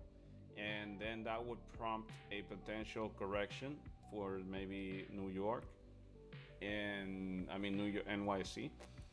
And maybe there's a better chance to buy like that once you get this reversal on the structure. If not, then, you know, said I would just still wait for myself. Now, if they don't happen today, since I don't want to touch my profits,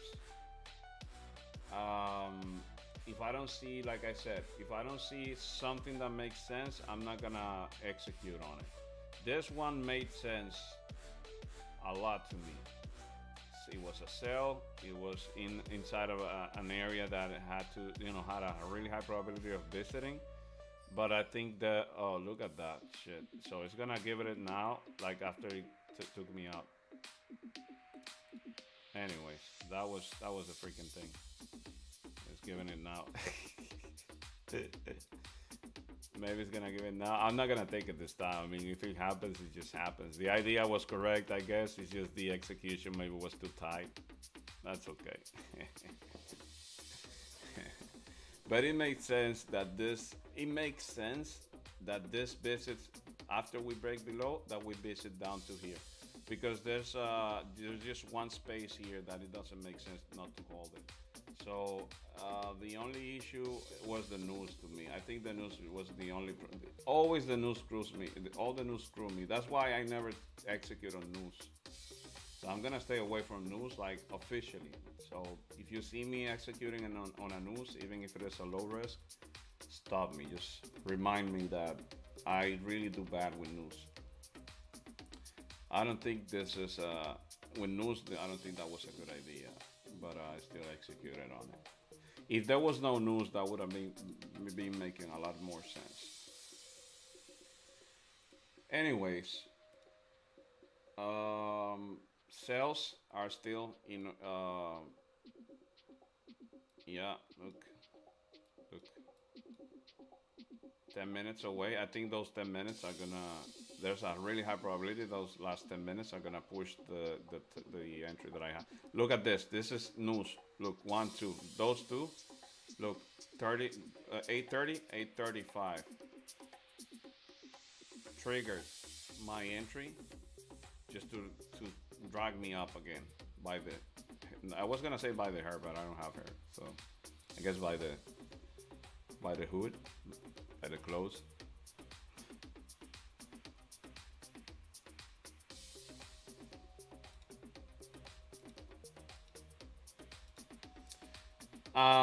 So, and by the way, we still have to wait. Like it is about to close the 4 hour candle. So actually, I don't execute also when we are about to close the 4 hour candle. So actually, I would still would be removing, even if it happens, I would still be removing the pending order. After, because after 8:30 it's about to close the 4 hour candle at 9 a.m. So there are like literally two rules that would have made me not take a pending that I pretty much broke at the same time, but that's fine.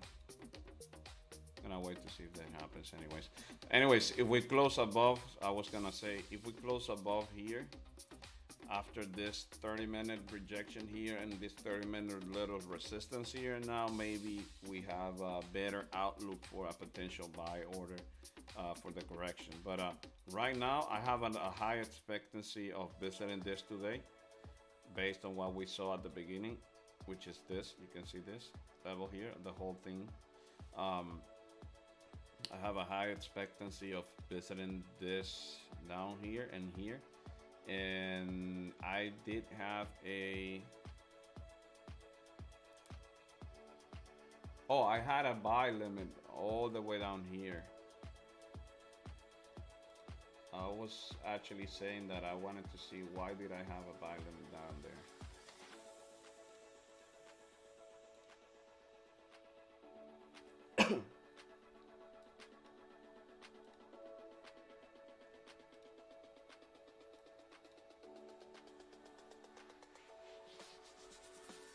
Why do I have this thing here?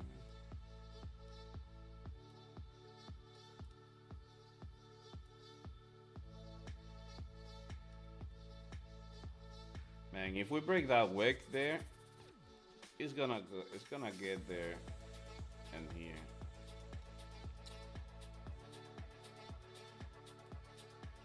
That activation that happened, I mean, too bad this is about to close the 4 hour.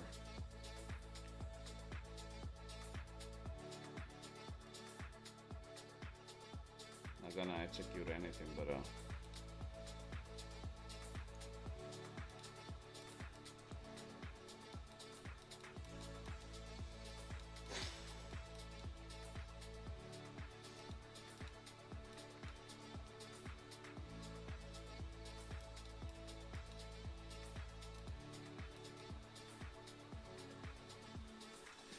905.71.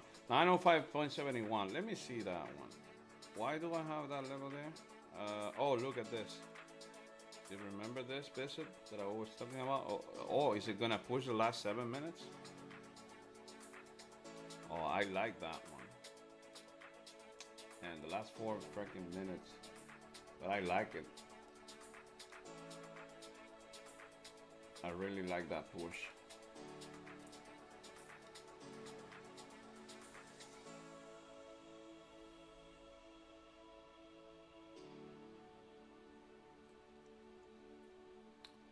Yeah, that's the business that I was talking about. So at that point, you just want this to close above it, and and that's all you need. But it should push up now. Here and here.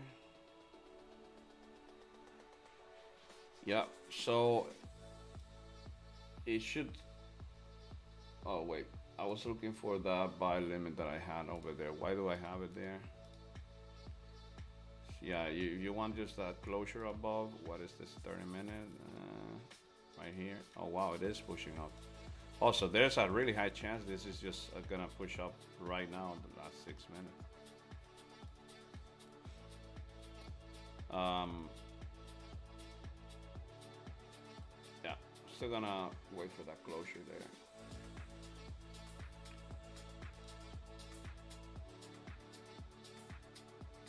Let me see what is going on here.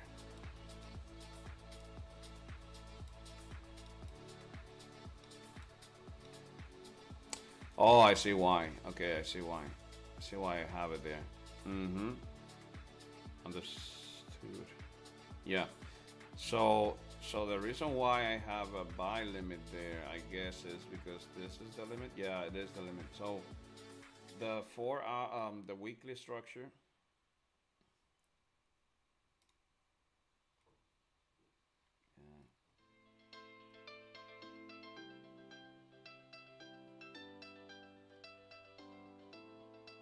Yeah.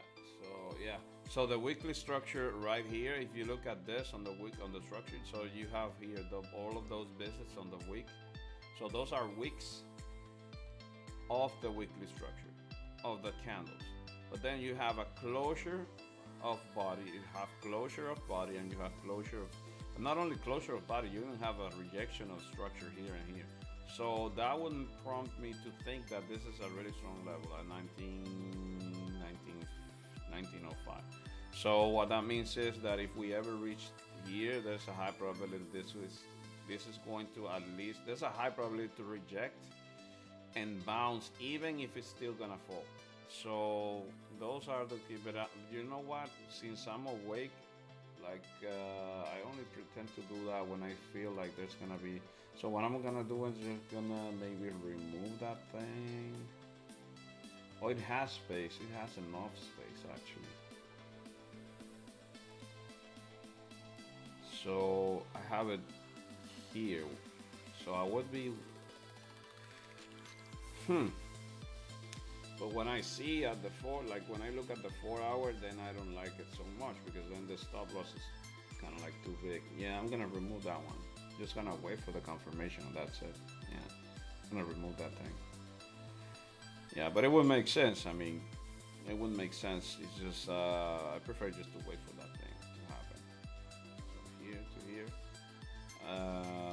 either from here or either from here. But I would guess that if this thing really wants to reject from here to go up, it would have to kind of like reject around here, this level here. It looks like a 4 hour, but it's actually the limit of the weekly. But it just sells right now. I mean, there's absolutely nothing saying to like screaming to buy gold anywhere. Not yet. Look at this. Look at this. Just straight line down.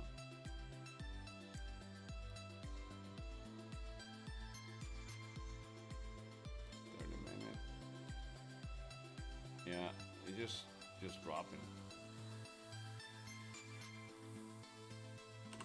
This.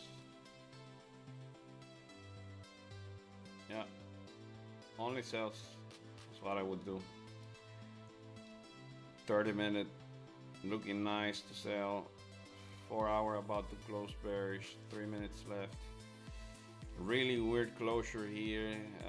That week right there. I would have honestly expected this to at least visit here before the closure. But I mean that's okay. I mean price can do whatever it wants, right? There's no rules for this. There are no rules for this. The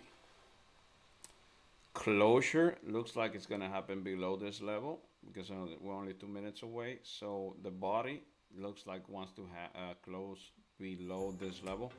So that would just remain, look like that 4 hour closure right there below here. Like I don't see myself pressing buy anytime soon. Like I would have to see such a strong confirmation before I even press the buy button. But it's such a weird closure around here.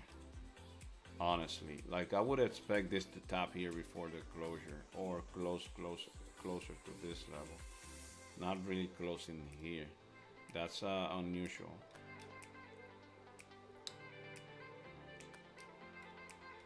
Based on the probabilities, right?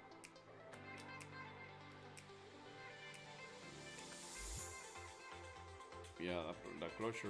Oh, there you go. Okay, that would make more sense. Like if it pulls back closer to this level, it would make way more sense. Even like above it, which typically is what it likes to do, close right above the level. But closer to the level would make more sense. Not like right there. I mean, if it does, it does, and that would be cool. It's just that now we'll have to wait for either a retracement all the way up to here, potentially to continue dropping, or some sort of formation for the continuation. Now, on the thing here that we have this level down to here, which is a 4 hour level. So what that means is actually the closure is up here. Okay, so the closure is up here, which is where I had it, right? So what that means is that there's a limit here and there's a closure here. So it can actually drop all the way down to here and still reject this area, this whole area here, and maybe correct this. But I'm not gonna go for any correction anyway, so I don't care about that one. Oh, look at the 30 minute, was it the 1 hour? Look at the 1 hour closure.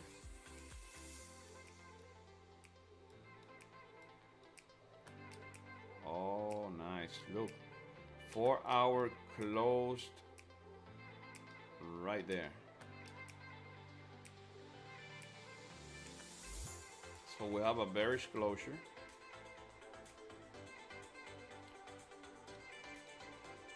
Oh, wow, look at that. So that's, like I said, now if we break this candle here, oh, so maybe my sell now will make more sense. How many pips are there? 20 pips, not bad. 20 pips is good enough. Yeah, 20 pips is good enough.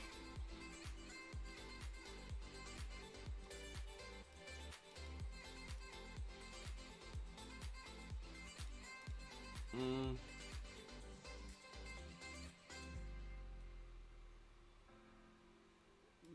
I think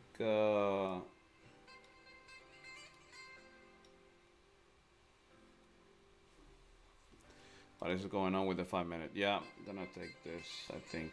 Yeah, because I'm still waiting for that drop. The only thing is, I'm gonna, if as I take this, I'm gonna just hold this thing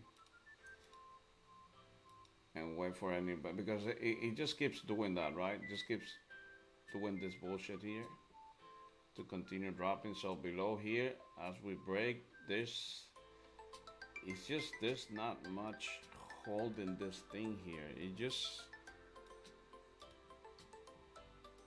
how many, oh, the problem is I already took, so yeah, I should, yeah, you know what, I'm gonna call it a day with my profits. But if it were for me, if I because I don't really want to screw up over trading. I already took one trade idea with the two attempts plus the two ones that I woke up to it. But so there's not enough space. That's one reality. Now the range of motion of this drop, most likely this is a TP, and most likely it would hit around here. So my idea would be that if we break below the, so you remember this is news event. So the news events created this liquidity graph down to here. If for whatever reason it breaks again after this bearish closure below here, There's a high probability for this to move down from here to here. This is like 21 pips, and the range of motion would be like around even 30-ish pips. So that's all I can say. If I were looking for any other entry today, I'm gonna be honest. That would seem like a good entry for me. GJ looking good. Oh, it closed above, right? Yeah, nice. Okay. Yeah, you see, close above. Now this candle is a dangerous candle. This one. This candle is really dangerous. So this candle right here, yeah, that's what you want. You want this candle, that the next candle before you continue, that really creates a nice wick. Because this candle specifically, this one. Let me see what is going on with the 15-minute. Yeah, this is a really dangerous candle. Whenever I see that particular candle, um, usually it's tricky. Like you really want to, you really want the next candle to create a wick. When I see that one, even if it is a really nice candle, right? Grab liquidity, closed above, all of the things that we want. But that particular candle, whenever I see it, I've seen that candle right there likes to kind of like drop price a little bit hard before whatever it's gonna continue doing. So that candle right there is a little bit, for me, tricky. So usually what I would like is like this, like a good wick, and then as we flip and close above, then that would be a better entry. Yeah, just like it is doing actually right now. That would make more sense. What time is it? It is 9. Yeah. So it would make sense after that. Yeah. But is that's a tricky candle because that candle. Let me see if I find that candle again because I've seen it happen. This is it. This is a little bit of it. That one worked. Yeah, but you see, you want this. That was a doji, but even if it was a doji, it still grabbed liquidity. It grabbed price entries, which is what I was saying. You want this to happen. So it's kind of like prompting for the entry. But then, just one question: when was this? Oh, this was London. It came down and then it came up, and then created that doji on the 30, and then yeah, okay. Yeah, but that candle right there is where can I, let me see. I've seen it many times. I just every time I see it, it's like a little bit tricky. Oh, I think look at this. This is that candle too. You see, the body, the wick, closure, and look, boom, boom, boom, and then it continued up. Yeah, it's just I know I recognized it. But this is bullish, by the way. GJ, right now, this is a bullish closure. This is the 1 hour. This is the structure. Remember the level we mentioned, closed above. Now we just keep in mind. We just have to keep in mind that GJ can even visit down to here before continuing going up. So if you keep that in mind, you're not gonna be um, in trouble. I didn't place this, by the way. I didn't place that buy entry. I just thinking that could be a good idea to trade it. There's nothing here weird other than yeah. There's nothing weird, so it should have the space to push up, and that's all you want actually. That's the setup right there. Right, that's the setup right there. It's just that there. That's the setup. It should move, but if you don't feel comfortable, you don't FOMO. But that's the setup right there.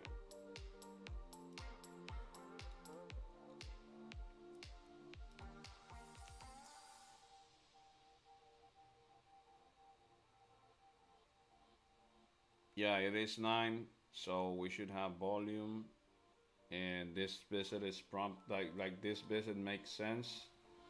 So I like all of that makes sense. So I'm gonna watch it to see if it happens. But the setup is there. I mean, the setup is there. It's just,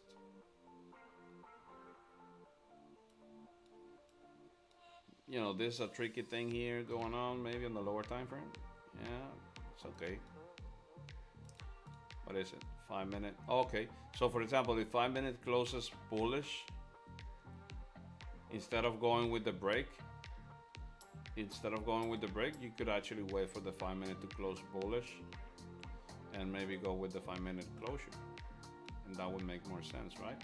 But it would have to close above this.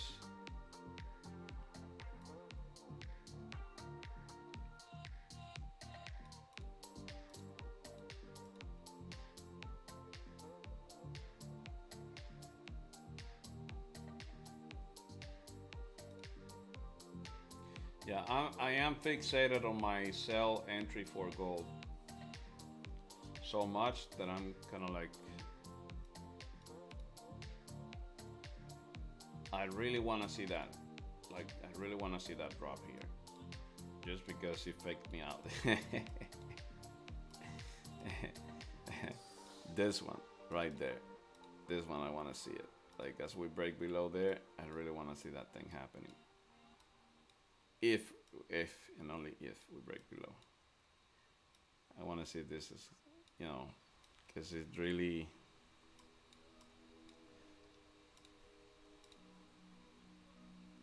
How is it looking? Oh, okay.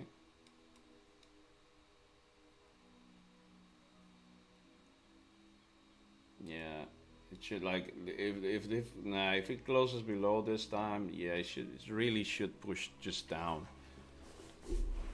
I mean, it doesn't, it hasn't, like, there are no shoots. It's just the probability of that push is supposed to be really high. Just because this level, when you look left, is such a strong level, right? Looking left, look at this. Like, you grab liquidity so many times last time, you have this massive liquidity up, coming up. So it would actually make sense that as we break below, it's just gonna push down right there. Like, I really like that one better, just maybe because I'm expecting that bit. I mean, GJ doesn't look bad either, so yeah. It just would be so weird. So I always ask my question, like, if you tap into this, would you reject that level? Oh, there you go. I told you. Look at that. Yeah, yeah, yeah. It just made sense. It just made sense. Yeah, and yeah, yeah. It's just it's so that's it. You see, this was news. You see, this news messed up my whole thing. It just made all the sense in the world. And there you go. Anyways, I guess GJ is gonna do the same thing, but going up. Yeah, GJ is gonna do pretty much the same thing, but going up. Yeah. So yeah, all the ideas were good. I'm in profit, so I'm gonna call it a day with the trades. But the ideas are good. Just missed the news event. Never again. Um, let's see if this one works out. I mean, just being curious about it. But this one was the one that I really was expecting. Whole morning just waiting the freaking check. Now the next time, what I will do. So you see this. If I would have waited my news event, my closure, all of that. So this is the setup. Look, just wait the news out. So like I said, if you see me trading news, just hold me accountable. Say, hey, you said you were not gonna trade news, and and that way I at least that day. Um, so look at this, no news. if we waited out the news, this was gonna close like this. We just had to wait for that candle wick, just like that, just like it happened.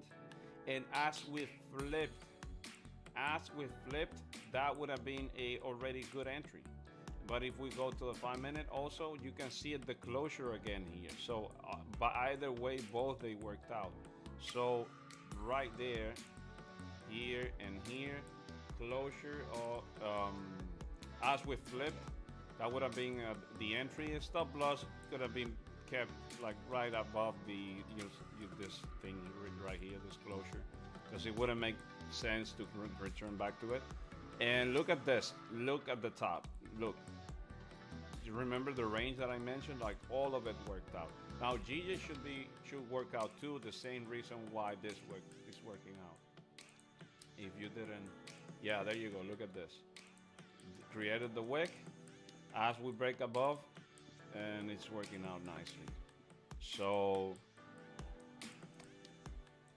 yeah, the ideas were okay.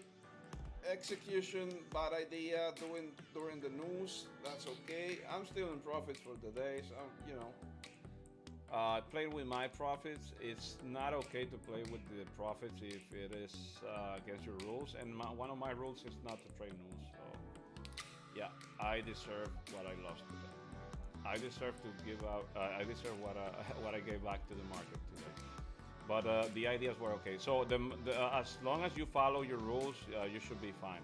If you notice, every time we follow the rules and we follow with a plan, then they tend to work. It doesn't mean that they're always gonna work, but they tend to work. But it was a good day anyways.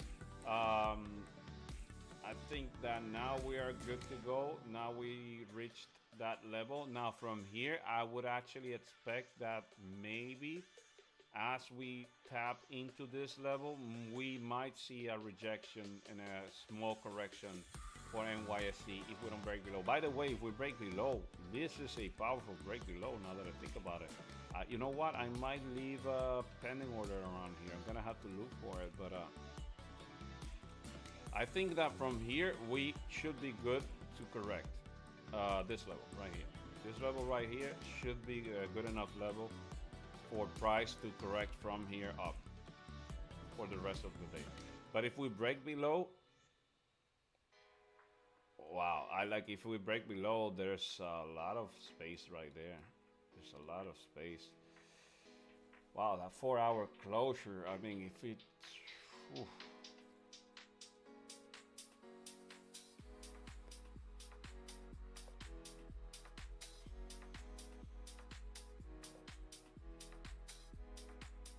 It's just the level is not so clear. The level is not so clear here because you had a wick here, but then you have this one here. You know what? It's a little bit clear here. It is here. It's far away though, but below there is just a free fall down to here. Below, inside of this. Coming down below here, should fall down to here. Probabilities are really high, and next target will be like around here. So yeah, but I'm not gonna lie. I think that from this area, I think from this area you see here that we're just rejecting here.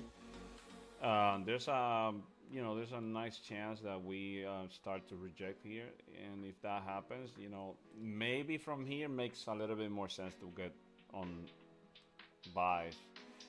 Like if we, so for example, you see here, if we from here start to form now a structure. Remember this structure that I mentioned? Look, never formed the support. Like it never broke above the resistance. Like it formed a little bit of a support here, but it broke below, and then it never broke the resistance. Now, if we see this happening today, and I see a resistance breaking above here and a support formed higher later, because that would take maybe 2 or 3 hours. If I see that happening around here, maybe it makes sense to buy and maybe go for the correction. but it would have to happen like all of that, not before that. Like, look how we withstood our ground with the sales, and the sales were right. Just they were right. Look, from here all the way down to here, we just stood the ground.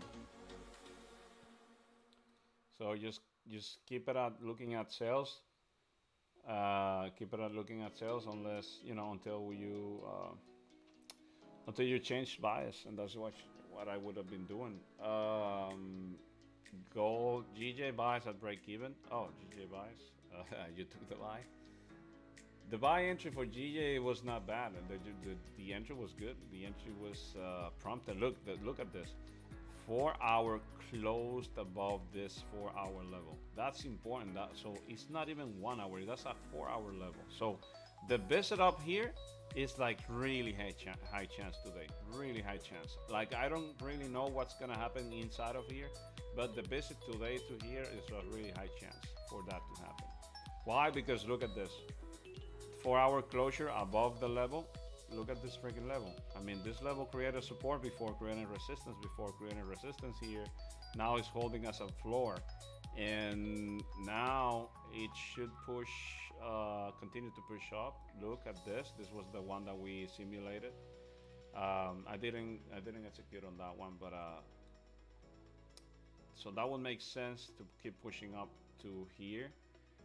It went up 7 pips and came back down. Oh, so you took profits and they took you out? Yeah, it took me out at break even. That's fine if you took profits. That's okay. Yeah. Yeah, it's just take whatever the market gives you. Like, if Break even is better than loss. 100%. I mean, hey, I see you, brother. So this is how I see it. Whatever you can take out of the market will always be good, because, like, for example, when I take profits, I take 90% of the profits. When you see me saying I took profits, whatever I leave running is usually 10%. 20 when I decide to take 80, which is rare. I usually take 90% of the profits.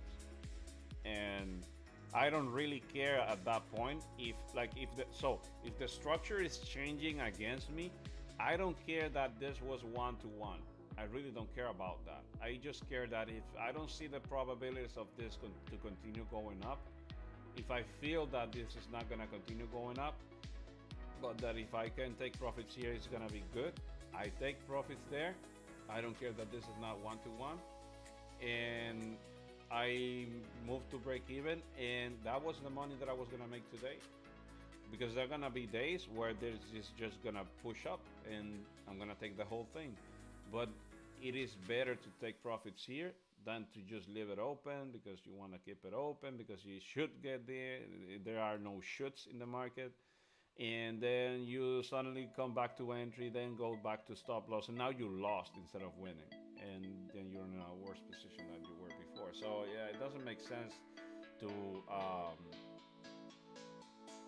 wait for the loss. So you can actually manage it, but yeah, doesn't look so bad, honestly. It looks good. Like, yeah, this closure, this push up here, doesn't look bad at all.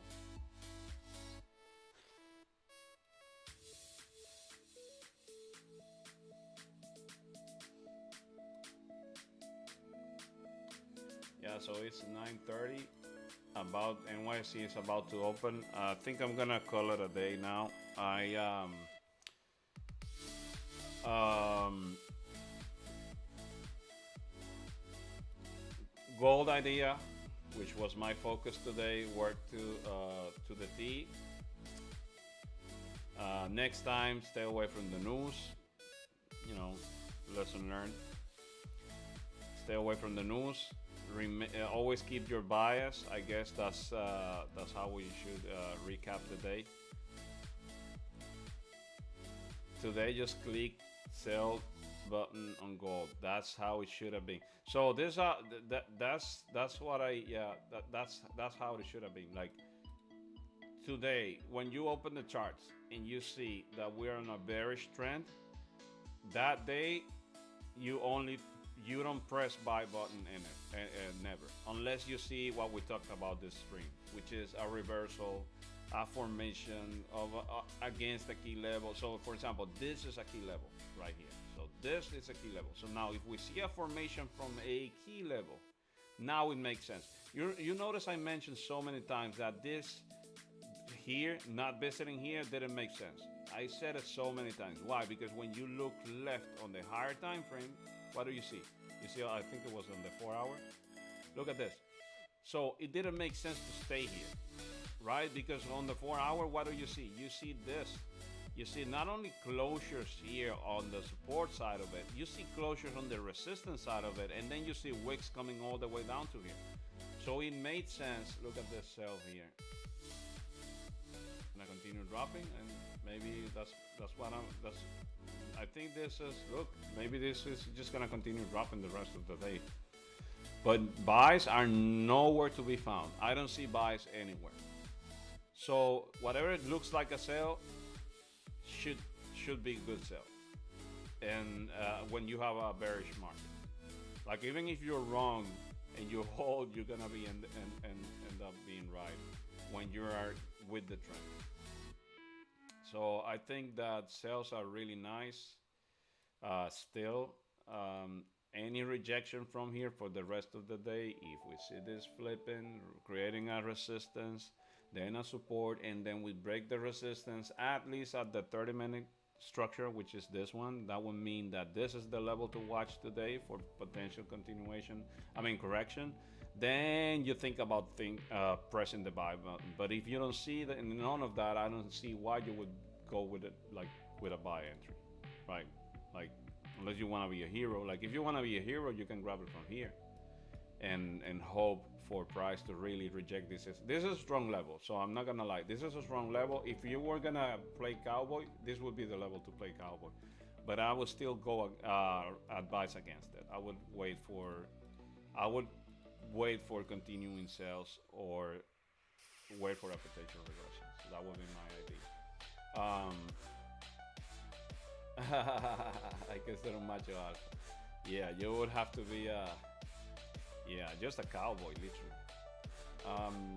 GJ buys, they're gonna end up playing out. Oh, there you go. Looks like they're gonna end up playing out. So all the ideas were good.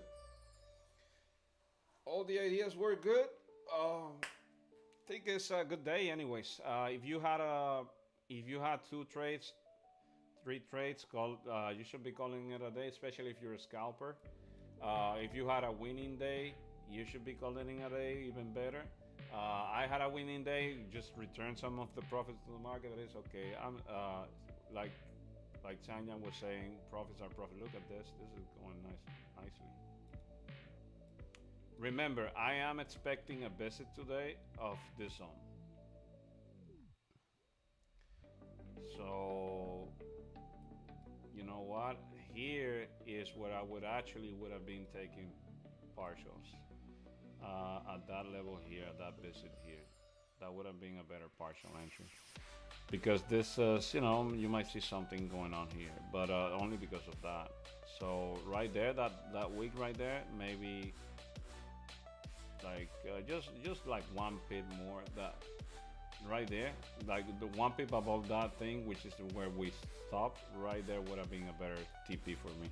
Like here I would have been TPing partials. I would have been doing the partial right there because this is right here, like 10 pips. Oh, not even.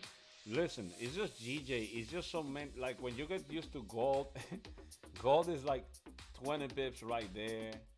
Oh, look at that. You see, there's a key level reversal. That would be, looking more interesting. DJ 15-minute candle flip to bearish. Yeah, took a lot trade today. 9 trade, 5 wins, 4 lose, still profit. I'm over trading. Yep. But I think we've all done that.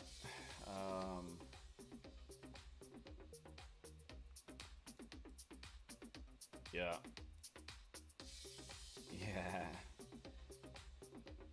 You see, this is the key level.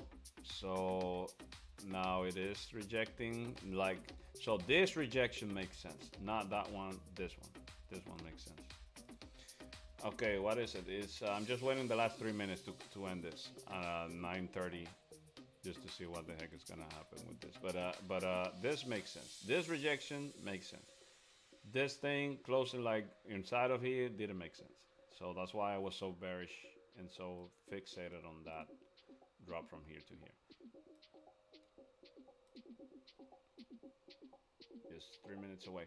Okay, so as we are finishing this stream, tomorrow I'm gonna be streaming in Spanish. Um, oh, Besa, how's it going, brother? Oh, we have